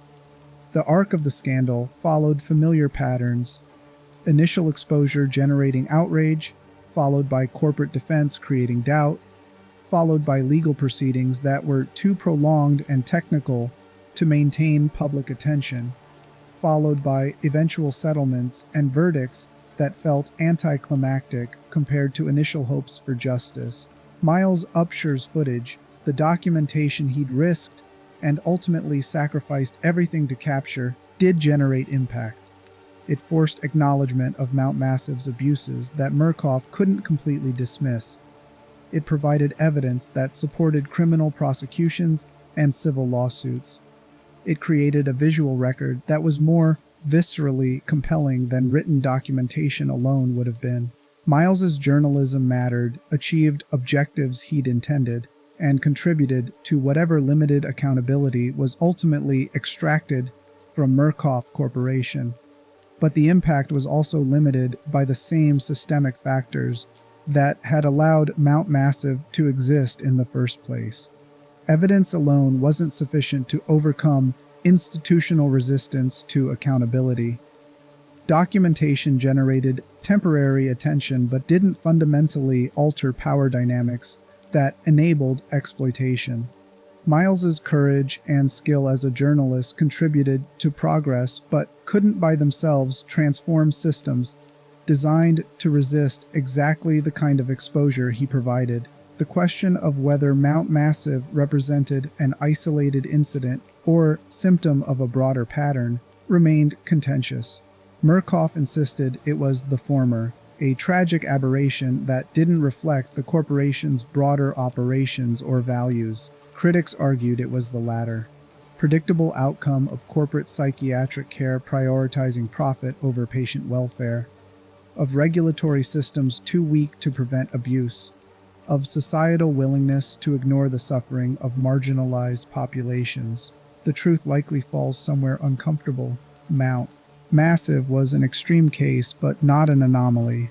The specific horror of the Morphogenic Engine and the Walrider were unique, but the underlying dynamics, exploitation of vulnerable populations, inadequate oversight, institutional cultures prioritizing research objectives over ethics, regulatory capture, exist throughout systems of psychiatric care and medical research.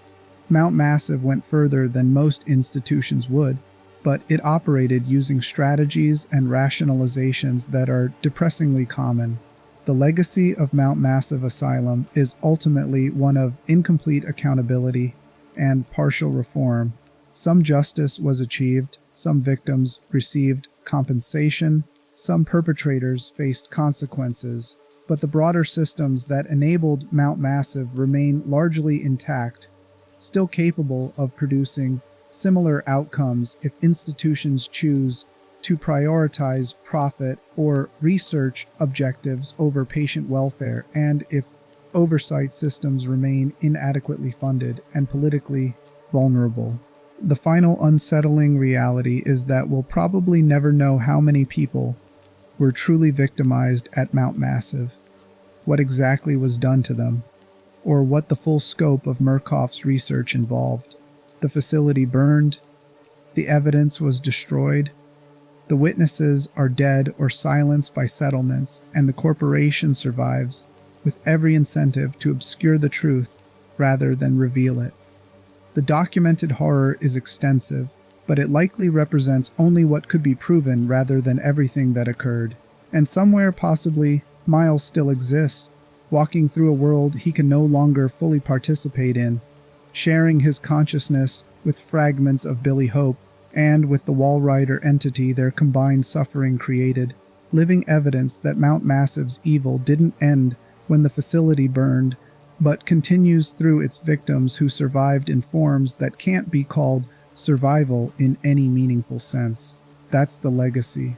Horror partially documented, justice partially achieved, accountability partially extracted, and systems partially reformed. Enough was accomplished to claim the exposure mattered.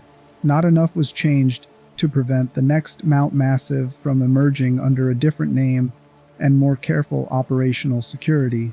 The story ends not with resolution, but with uncertainty about whether any lessons were truly learned or whether institutional evil simply adapted to the scrutiny and continues operating just beyond the reach of whatever oversight exists to constrain it.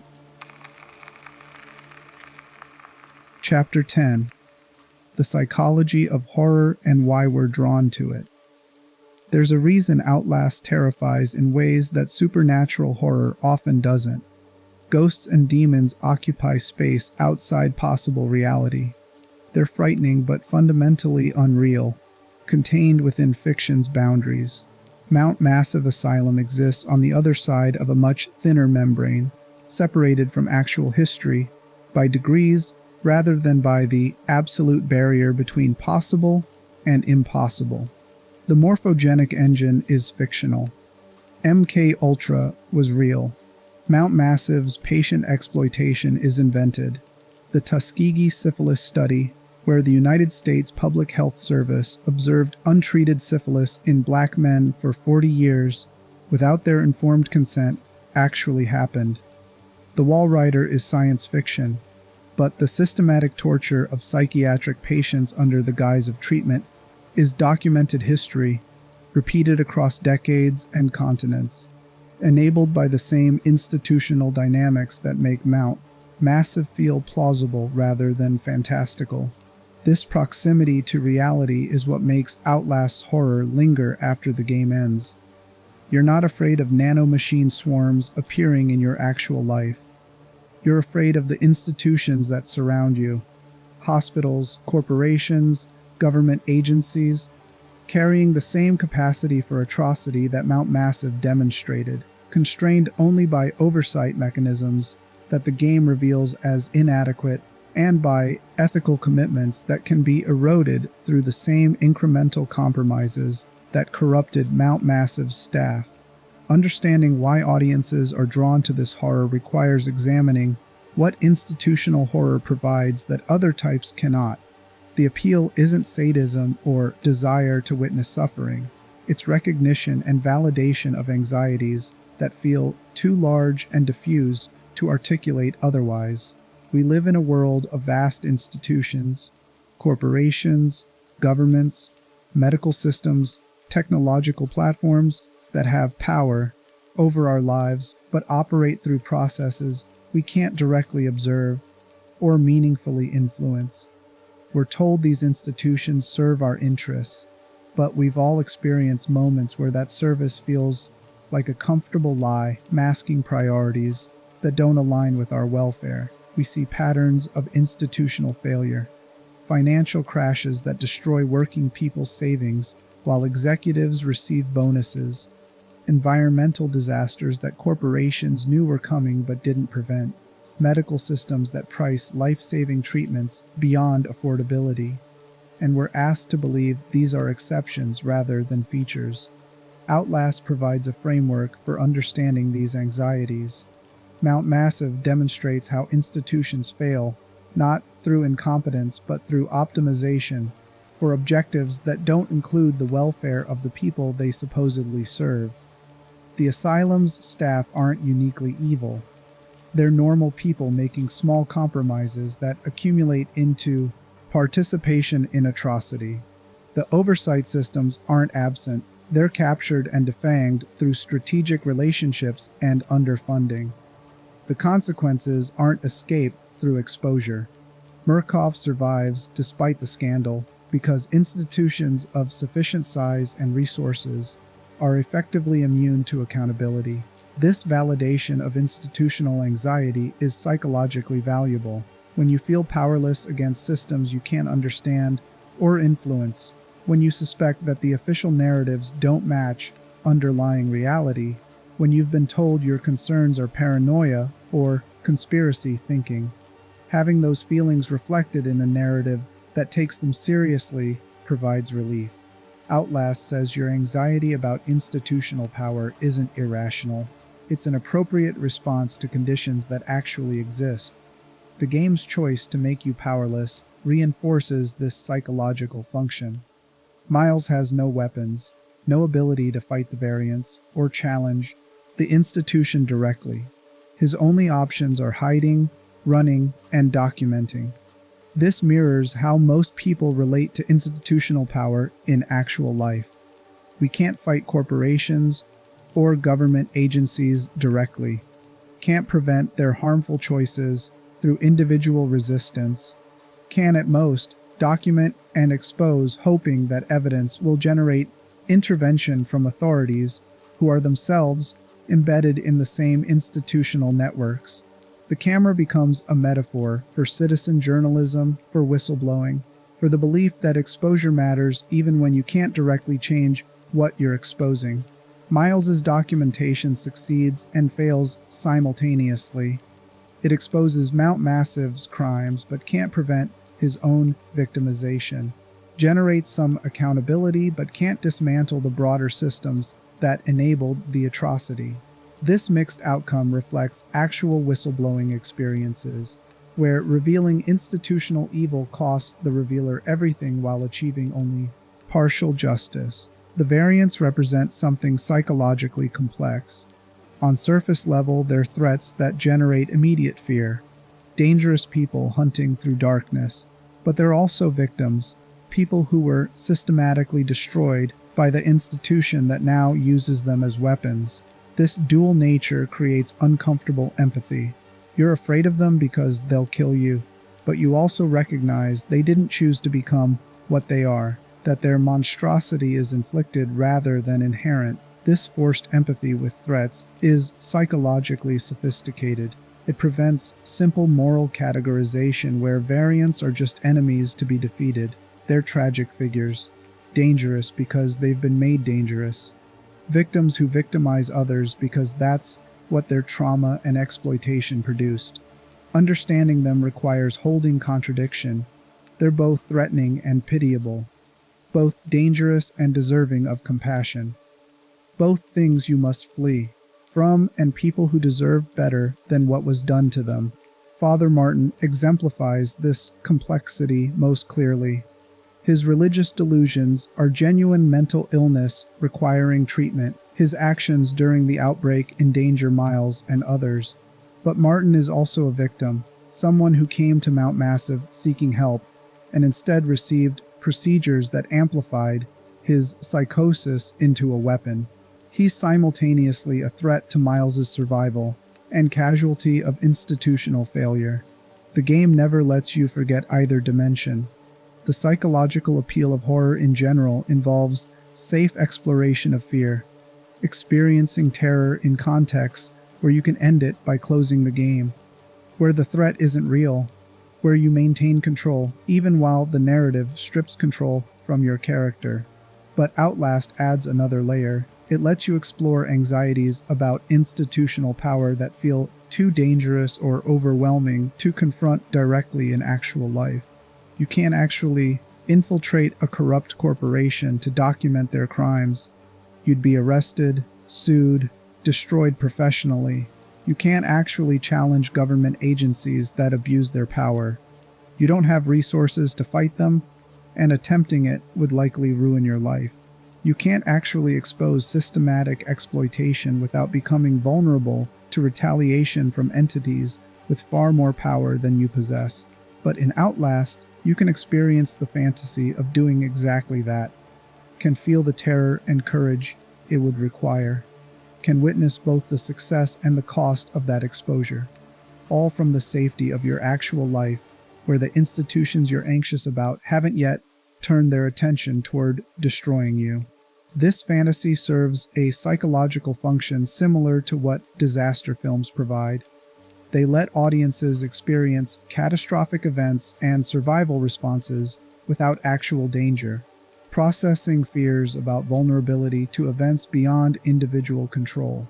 Outlast processes fears about vulnerability to institutional power, about what it would cost to resist, about what happens when systems that should protect you instead exploit you. The game's use of psychiatric patients as victims rather than as inherently dangerous monsters represents an important subversion of typical asylum horror. The traditional asylum horror narrative positions mental illness itself as the threat, the unstable patient who breaks free, the madman who kills, the psychiatric condition that makes someone dangerous. This narrative has been criticized extensively for stigmatizing people with mental illness, for reinforcing false associations between psychiatric conditions and violence. Outlast attempts a more nuanced approach. The variants are dangerous, but the game consistently frames their danger as created by institutional abuse rather than inherent to their mental illness. Father Martin had treatable religious delusions before Mount Massive amplified them. Chris Walker had PTSD that could have been addressed with appropriate care. Eddie Gluskin was a trauma survivor whose developing pathology might have been prevented through proper treatment.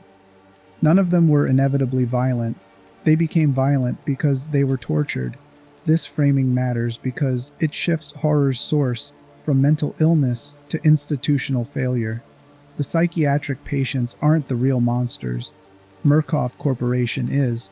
The variants aren't evil. They're victims who were transformed into weapons. This doesn't completely solve the stigma problem. The game still requires you to flee from mentally ill people, still creates fear responses associated with psychiatric conditions, but it's more sophisticated than simple madman as monster narratives that dominated earlier asylum horror. The game's exploration of trauma's transmission demonstrates psychological sophistication. Billy Hope was traumatized, which made him vulnerable to engine exploitation, which destroyed him and created the Walrider, which then traumatized and possessed Miles, who presumably carries Billy's trauma along with his own. Trauma doesn't end with the initial victim. It propagates, affecting everyone in its radius, creating cascading harm that extends far beyond the original violence. This transmission model reflects actual trauma research. People who experience severe trauma often struggle in relationships, sometimes unconsciously recreating traumatic dynamics or passing trauma responses to their children. Communities that experience collective trauma carry that trauma across generations, with descendants exhibiting psychological impacts from events they didn't directly experience. Institutions that traumatize people create trauma survivors who may traumatize others, either deliberately or through acting out their own unprocessed damage.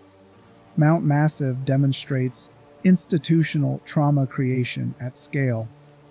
The facility traumatized hundreds of patients through systematic abuse. Those patients became variants who traumatized each other, staff members, and eventually Miles and Waylon. The staff who participated in creating that trauma carry their own damage from witnessing and inflicting suffering. The families of victims experience secondary trauma from loss and from knowledge of what happened to their loved ones. The trauma Mount Massive created will ripple outward through social networks and across time, affecting people who never set foot in the facility.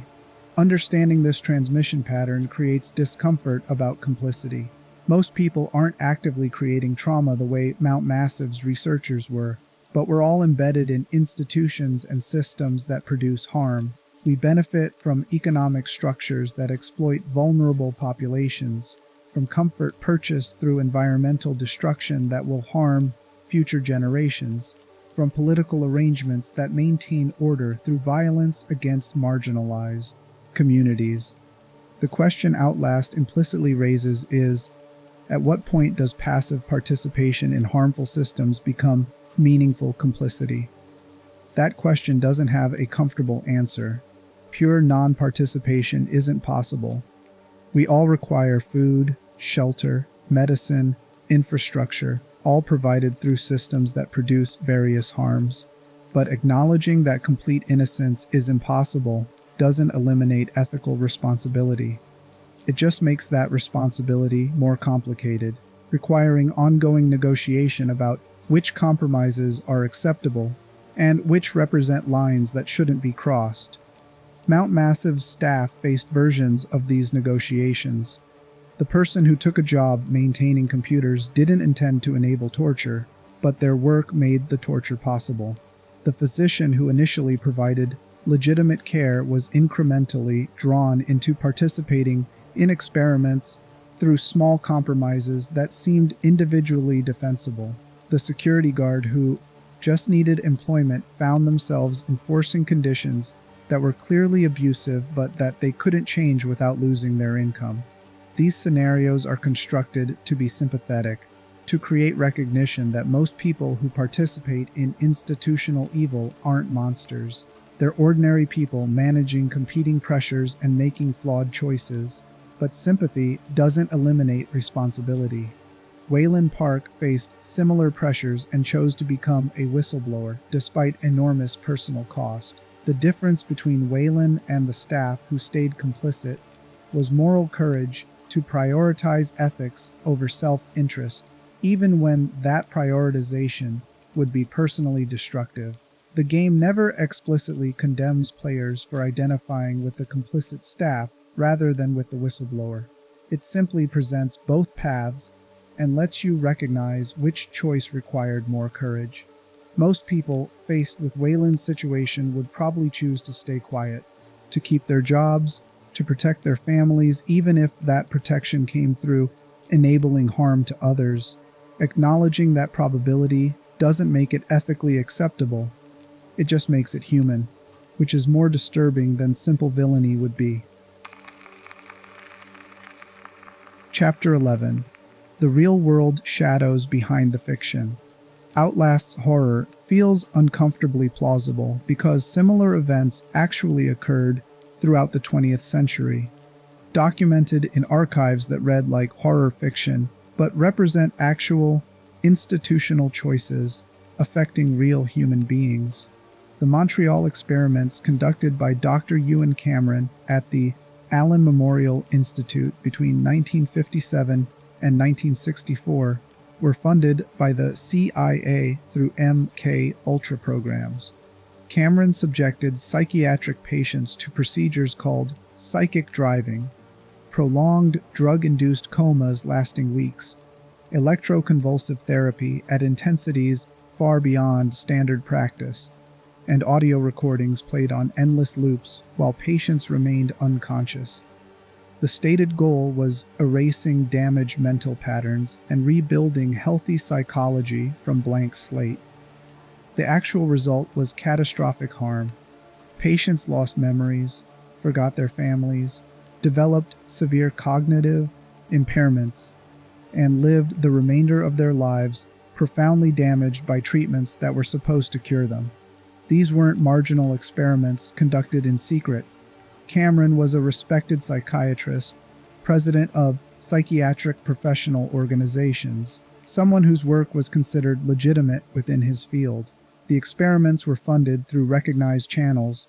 The CIA disguised their involvement through front organizations, but the money was real, the facilities were official, and the veneer of scientific respectability insulated the project from scrutiny that might have stopped it sooner.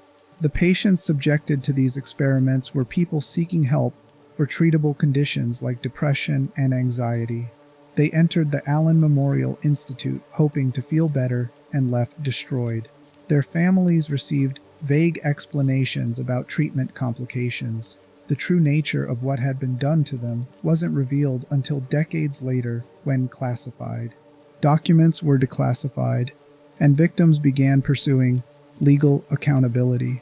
This pattern, vulnerable people seeking help, institutions exploiting that vulnerability, systematic harm disguised as treatment, families kept ignorant, truth concealed for decades, is exactly what Mount Massive represents. The specific procedures differ, but the underlying dynamics are identical. The Tuskegee syphilis study ran from 1932 to 1972, 40 years of the United States Public Health Service studying the natural progression of untreated syphilis in black men without their informed consent. Participants were told they were receiving treatment for bad blood, a term that disguised the actual nature of their condition. They were not treated even after penicillin became available as an effective cure. They were monitored as their disease progressed, watching them develop severe complications, going blind, experiencing organ damage, dying. Also, researchers could document what untreated syphilis does to the human body across decades. The study was known within medical and public health communities. It wasn't hidden or secret. It was published in medical literature, discussed in professional contexts, understood by people who should have stopped it. The justification was scientific value. Understanding disease progression required observational studies without intervention. The implicit assumption was that the research value justified the suffering and death of the subjects, who were poor black men whose lives were apparently considered less important than the knowledge their suffering could produce. This study continued for 40 years. An entire generation of researchers participated in it, made career advancements from publications based on it, and apparently experienced no moral crisis sufficient to stop it. The study only ended after a whistleblower leaked information to the press in 1972, generating public outrage that forced termination of the program. The parallels to Mount Massive are obvious. An institution exploits vulnerable populations over an extended period. The exploitation is known within professional communities, but continues because authority figures consider the research valuable. The suffering is documented as data rather than recognized as harm requiring intervention. The program only ends through whistleblower exposure rather than through internal ethical reckoning. The Nazi medical experiments conducted in concentration camps represent the extreme endpoint of what becomes possible when institutional oversight collapses completely And when target populations are dehumanized to the point where their suffering generates no empathy from perpetrators, prisoners were subjected to freezing experiments to determine human cold tolerance limits. They were infected with diseases to test experimental treatments. They were subjected to surgical procedures without anesthetic to study pain responses. They were killed in various ways to provide research data about death processes. These experiments were conducted by physicians, by people trained in medical ethics, by individuals who'd taken oaths to do no harm. The justification was military necessity and scientific advancement. The methodology was systematic and documented. And when the experiments were revealed after World War II, the international community responded with horror, created the Nuremberg Code establishing ethical principles for human experimentation, and prosecuted some perpetrators for crimes against humanity. But that response was incomplete and politically constrained. Many Nazi physicians were never prosecuted. Some were actively recruited by Allied powers to continue their research. Dr. Rudolf Wernicke in OUTLAST'S narrative represents a fictionalized version of this recruitment. Nazi scientist brought to work for American interests, his expertise in human experimentation valued despite or because of the atrocities that produced that expertise. Operation Paperclip, the actual program that brought Nazi scientists to the United States after World War II, prioritized strategic advantage over justice. Scientists who'd participated in horrific experiments, who'd used concentration camp prisoners as unwilling subjects, who'd produced knowledge through methods that violated every ethical principle. They were given new identities, installed in government research positions, and their backgrounds were obscured to prevent public opposition to their employment. This pragmatic amorality, recognizing that someone's methods were evil but deciding their knowledge is too valuable to reject, creates an ethical stain that persists through everything those recruited scientists subsequently produced. How do you use knowledge gained through torture without validating the torture? How do you employ someone who committed atrocities without implicitly accepting that the atrocities were justified by the expertise they created? How do you draw ethical lines about acceptable research when your institution already crossed the most fundamental lines by recruiting people who'd treated human beings as experimental material? These aren't abstract philosophical questions. They're practical dilemmas that American intelligence and military institutions faced and resolved by prioritizing utility over ethics. That resolution established precedent. Institutional goals justify methods that would otherwise be unconscionable. Expertise acquired through atrocity can be laundered through time and necessity, and the communities victimized by that atrocity don't get veto power over whether their suffering becomes useful to the institutions that enabled it. Mount Massive exists in this historical lineage. Wernicke's recruitment parallels Operation Paperclip. The Morphogenic Engine's psychiatric torture echoes Cameron's experiments. The exploitation of vulnerable patient populations mirrors Tuskegee's use of poor black men as unwitting research subjects. The institutional structures that enable these programs, classified funding, captured oversight, professional communities that tolerate rather than challenge unethical research, persist across all these examples. The uncomfortable truth is that institutional capacity for systematic harm didn't end with any of these historical examples. The structures and incentives that produced them still exist. Government agencies still fund classified research with minimal oversight. Corporations still conduct experiments that prioritize profit over participant welfare. Vulnerable populations still face exploitation because systems meant to protect them are underfunded, politically captured, or simply indifferent to suffering that doesn't generate powerful advocacy. Contemporary examples continue accumulating. pharmaceutical companies conducting drug trials in developing nations with less rigorous informed consent requirements, technology platforms experimenting on users without meaningful disclosure or consent, immigration detention facilities where medical care is inadequate and oversight is minimal, prisons where inmates are subjected to prolonged solitary confinement despite evidence of severe psychological harm. None of these are as extreme as Mount Massive or the historical examples discussed above, but they exist on the same continuum, representing institutional decisions to prioritize goals other than welfare of the people most affected by those decisions. The question isn't whether institutions are capable of Mount Massive level atrocity. The historical record proves they are. The question is what prevents most institutions most of the time from going that far, and whether those preventive factors are stable or subject to erosion. The answers aren't reassuring. What prevents institutional atrocity isn't primarily internal ethics, but external constraints, oversight systems, legal, liability, reputational risks, whistleblower protections, advocacy organizations, journalism. All of these can be weakened through underfunding, legal challenges, political pressure, or strategic corruption.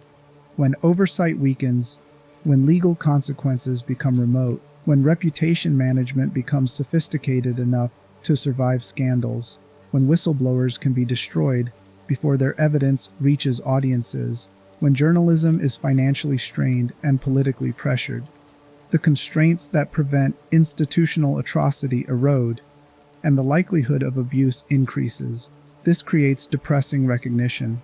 We're protected from institutional harm primarily by luck and by the ongoing work of people who maintain oversight systems, despite inadequate resources and powerful opposition.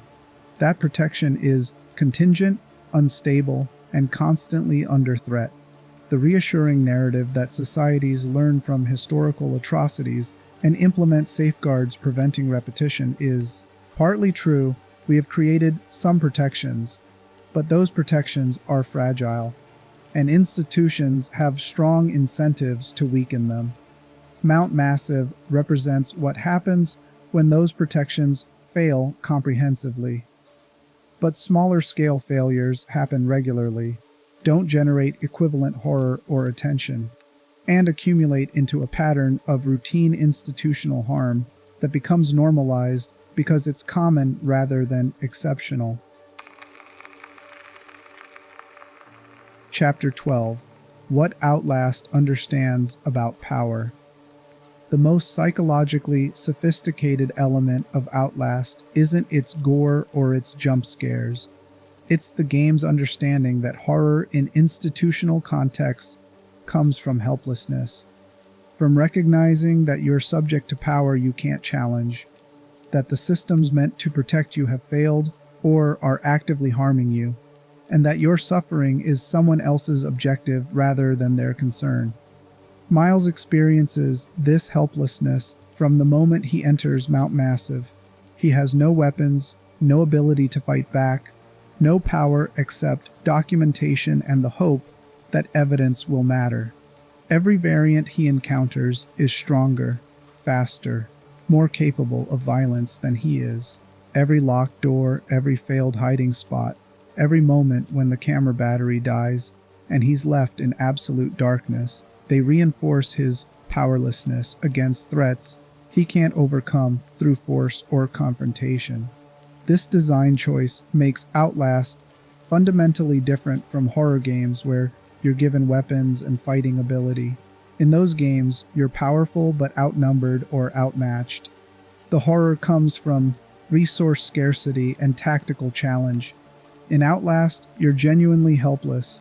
Running and hiding aren't just tactics, they're your only options. The game forces you to experience vulnerability without providing power fantasy compensation. This vulnerability creates psychological identification with people who experience institutional powerlessness in actual life. Psychiatric patients in abusive facilities can't fight back. They're outnumbered, physically restrained, medically sedated, legally classified as unreliable witnesses, whose complaints will be dismissed as symptoms of their mental illness. Prisoners in abusive correction systems can't resist. Attempting resistance brings additional punishment, and authorities have institutional backing to use force without meaningful accountability. Immigrants in detention facilities can't challenge their treatment. They lack legal status, language barriers prevent effective communication, and they have no resources to pursue remedies. The game doesn't explicitly draw these parallels, but the emotional experience of playing Miles creates visceral understanding of what institutional powerlessness feels like. You're subject to violence you didn't choose and can't prevent. You're in an environment designed to control you. The people with power over your survival don't care about your welfare. They're pursuing objectives where your suffering is an acceptable or even desired outcome, and your attempts to resist or escape are constantly thwarted by infrastructure specifically designed to prevent exactly that resistance and escape. Father Martin's repeated insistence that Miles is apostle who must witness God's escape creates an additional layer of helplessness. Martin has decided Miles's role in his delusional narrative, and Miles can't opt out of that role without risking Martin's violence or losing Martin's periodic assistance navigating the facility. Miles must perform compliance with delusions he doesn't share, must pretend to accept Martin's framework while searching for opportunities to escape it. This forced performance of agreement with absurd or harmful frameworks parallels what many people experience in institutional contexts. Employees in toxic workplaces perform agreement with management decisions they recognize as destructive. Patients in medical settings perform compliance with providers whose judgment they distrust. People subject to legal processes perform deference to authorities whose fairness they doubt. The performance is survival strategy, recognition that open resistance will bring worse consequences than false cooperation. The game makes this performance psychologically costly for Miles and for players controlling him. You're not genuinely cooperating with Martin. You're manipulating him, using his delusions against him while maintaining your own understanding that his beliefs are false and dangerous. This creates cognitive load and moral discomfort. You're lying to a mentally ill person, exploiting his vulnerability, treating him as an obstacle rather than as a victim deserving compassion, all because the situation requires it for your survival. This moral ambiguity prevents simple categorization of characters as heroes or villains. Miles is the protagonist and sympathetic character, but he uses and eventually contributes to harming the variants he encounters. The variants are dangerous threats Miles must flee from, but they're also victims of institutional exploitation that Miles is trying to expose. The staff members Miles finds dead throughout the facility were participating in unethical research, but they were also working people who needed employment and who were killed horribly. Nobody is purely innocent or purely guilty. Everyone exists in a morally complicated space where context matters more than simple labels. This moral complexity is realistic but uncomfortable. Audiences often prefer clear distinctions between good and evil, heroes and villains, victims and perpetrators. Outlast denies that clarity, insisting that most people occupy ambiguous positions where they're simultaneously multiple things: victim and complicit participant, threat and tragic figure, person doing their best, and person enabling harm. The game's ending crystallizes this ambiguity through Miles's possession by the Walrider. He succeeds in his mission. He documented Mount Massive's crimes. His footage will expose Murkoff's operations. His journalism will force some accountability. But he's destroyed in the process, transformed into a host for an entity composed of trauma and rage, no longer fully himself even if his consciousness persists. Success and catastrophic failure coexist in the same outcome. This ending refuses the comfort of heroic victory or tragic martyrdom. Miles didn't defeat the evil institution through his courage. He exposed it, but couldn't stop it from consuming him. He didn't martyr himself for a cause that succeeded because of his sacrifice. He survived, but in a form that makes survival worse than some deaths would be. The outcome is mixed and awful, realistic in ways that purely tragic or triumphant endings wouldn't be. The powerlessness Miles experiences throughout the game and the ambiguous failure of his mission create an emotional experience that stays with players after the game ends. You've spent hours experiencing visceral helplessness, have internalized what institutional power imbalance feels like, have learned that courage and documentation matter but aren't sufficient to protect you from institutions with enough power and willingness to destroy threats. This emotional education serves purpose beyond entertainment. It builds empathy for people experiencing actual institutional powerlessness. It creates psychological inoculation against reassuring narratives that institutions serve our interests, or that oversight mechanisms adequately constrain institutional power. It demonstrates the costs of confronting institutional evil, and the tragedy that those costs often fall on people trying to prevent harm rather than on people causing it. The game makes you feel small, vulnerable, subject to forces beyond your control, aware that your suffering serves someone else's objectives, and that they won't stop causing that suffering just because you're experiencing it. This is uncomfortable psychological territory. Most entertainment offers escape from these feelings rather than immersion in them. Outlast's willingness to create and sustain that discomfort is what makes it effective as horror and meaningful as commentary. Conclusion: the horror that doesn't end when you stop playing. Mount Massive Asylum is gone, burned to foundation, its physical structure destroyed, and its operations terminated. But the Walrider persists somewhere, carried in Miles Upsher's possessed body, a consciousness composed of trauma that can't die because it's distributed through nano-machines that don't follow biological rules. Billy Hope is dead but also still present. His awareness merged with Miles's and with the entity their combined suffering created. The variants are dead, their suffering finally ended, but the institutional logic that created them survives intact in corporations and government agencies that learn from Mount Massive's exposure how to better conceal similar operations. Waylon Park lives with his family, carrying trauma that will never fully heal and guilt about the outbreak he didn't cause but can't stop feeling responsible for. The families of victims live with loss, and with knowledge that justice was partial at best, that the people most responsible for their relatives' deaths faced minimal consequences, that the corporation that destroyed their loved ones continues operating under different names with core capabilities intact.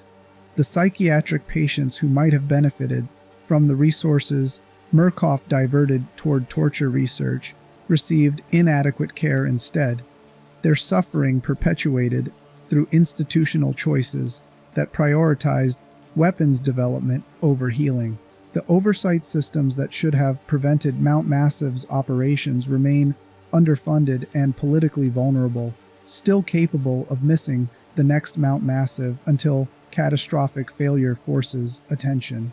And somewhere in classified facilities or corporate laboratories or academic research centers, other experiments continue, not identical to the Morphogenic Engine, but occupying similar ethical territory, exploiting vulnerable populations for objectives that don't include their welfare, protected by institutional structures that resist accountability, and by professional communities that tolerate rather than challenge colleagues whose methods violate principles everyone claims to uphold. The horror of Outlast isn't the Walrider or the variants or the graphic violence. The horror is recognition that Mount Massive could exist in reality with only minor modifications to make the science possible, that the institutional dynamics enabling its operation are commonplace rather than exceptional, and that the forms of accountability and justice that followed its exposure are typical rather than adequate. You can stop playing Outlast whenever you want. You can close the game, turn off the system, walk away from the horror, and return to your actual life where Murkoff Corporation doesn't exist, and the Morphogenic Engine is fiction. But you can't stop living in a world where institutions have enormous power over your life, where oversight mechanisms are fragile and constantly threatened, where vulnerable populations face exploitation that generates less attention than fictional horror, and where the gap between official narratives and underlying reality creates legitimate anxiety that most people can't fully articulate. That's why Outlast matters beyond entertainment. It takes anxieties we feel but struggle to name, about institutional power, about vulnerability to systems we can't control, about the cost of confronting evil and the inadequacy of the protections we're told exist, and gives them narrative form that makes them comprehensible. The game says your fear isn't irrational. The institutions around you do have capacity for systematic harm. The oversight is inadequate. The accountability is incomplete. And individual courage, while meaningful and necessary, often isn't sufficient to prevent institutional evil or to protect the courageous individual from destruction. This validation matters psychologically, but it also creates responsibility. If you recognize these patterns, if you understand how institutional evil operates and how oversight fails, if you've experienced through fiction what real people experience through actual exploitation, what do you do with that understanding? The comfortable answer is nothing. You acknowledge that the world is more dangerous and unjust than reassuring narratives suggest. You feel appropriate anxiety about that reality, and you continue your life because individual action feels futile against institutional power. This is an understandable and common response. Most people can't be whistleblowers, can't risk their livelihoods and families to expose institutional wrongdoing, can't sustain the psychological and practical costs of confronting powerful entities. But the aggregation of individual nothing creates an environment where institutional evil flourishes. Murkoff operated Mount Massive for years because hundreds of people chose varying degrees of nothing. Staff who participated but told themselves it wasn't their decision. Oversight officials who saw warning signs but didn't investigate thoroughly. Family members who noticed concerning patterns but accepted reassuring explanations. Community members who heard rumors but didn't push for verification. The alternative to nothing isn't necessarily dramatic whistleblowing or heroic confrontation. It's smaller choices made consistently, refusing to accept reassuring narratives without verification, supporting oversight mechanisms, and advocacy organizations even when their work doesn't directly affect you, treating institutional power with skepticism rather than default trust, listening to people claiming institutional harm even when their claims are inconvenient or uncomfortable, using whatever small power you have in institutional contexts to resist rather than enable harmful practices. These small choices accumulate. They create cultures where institutional wrongdoing faces more resistance, where oversight mechanisms receive more support, where victims find more allies, where perpetrators face more obstacles. They don't guarantee prevention of institutional evil. The power imbalance is too severe for individual resistance to reliably overcome institutional commitment to harmful practices, but they make evil more difficult, more costly, less sustainable over time. This is what Wayland Park represents. Someone who made the uncomfortable choice, who prioritized exposing harm over protecting himself, who accepted catastrophic personal cost because allowing Mount Massive to continue felt morally intolerable. His choice didn't prevent the outbreak or save most victims, but it ensured evidence survived and some accountability resulted. That partial success came at a price that destroyed him, and most people can't or won't pay similar prices. But most institutional evil doesn't require Wayland Park-level heroism to confront. It requires sustained, collective, less dramatic resistance, voting for candidates who support robust oversight, funding advocacy organizations that monitor institutional behavior, taking seriously reports of institutional harm, refusing to participate in obviously unethical practices even when participation would benefit your career, and using privilege and position to protect people with less institutional power when opportunities arise. None of this is sufficient alone, but aggregated across many people making many small choices, it creates conditions where institutional evil faces more friction, where Mount Massive level atrocities become harder to maintain, where oversight systems receive support they need to function, and where whistleblowers like Wayland find audiences willing to act on their evidence rather than dismissing it to avoid uncomfortable truths. Outlast can't tell you exactly what choices to make. Those depend on your specific circumstances, capacities, and the costs you're able to bear. But it can remind you that choices matter, that institutional evil requires participation or passive acceptance to operate at scale, and that the alternative to resistance isn't neutrality but complicity. The game ends, the asylum burns. But the question it raises persists. What are you going to do with the understanding that institutions around you have capacity for systematic harm, that oversight is inadequate, that victims exist right now experiencing exploitation that doesn't generate horror game-level attention, and that your response to that reality matters even if individual response feels inadequate against institutional power? That question doesn't have a comfortable answer, but asking it is valuable.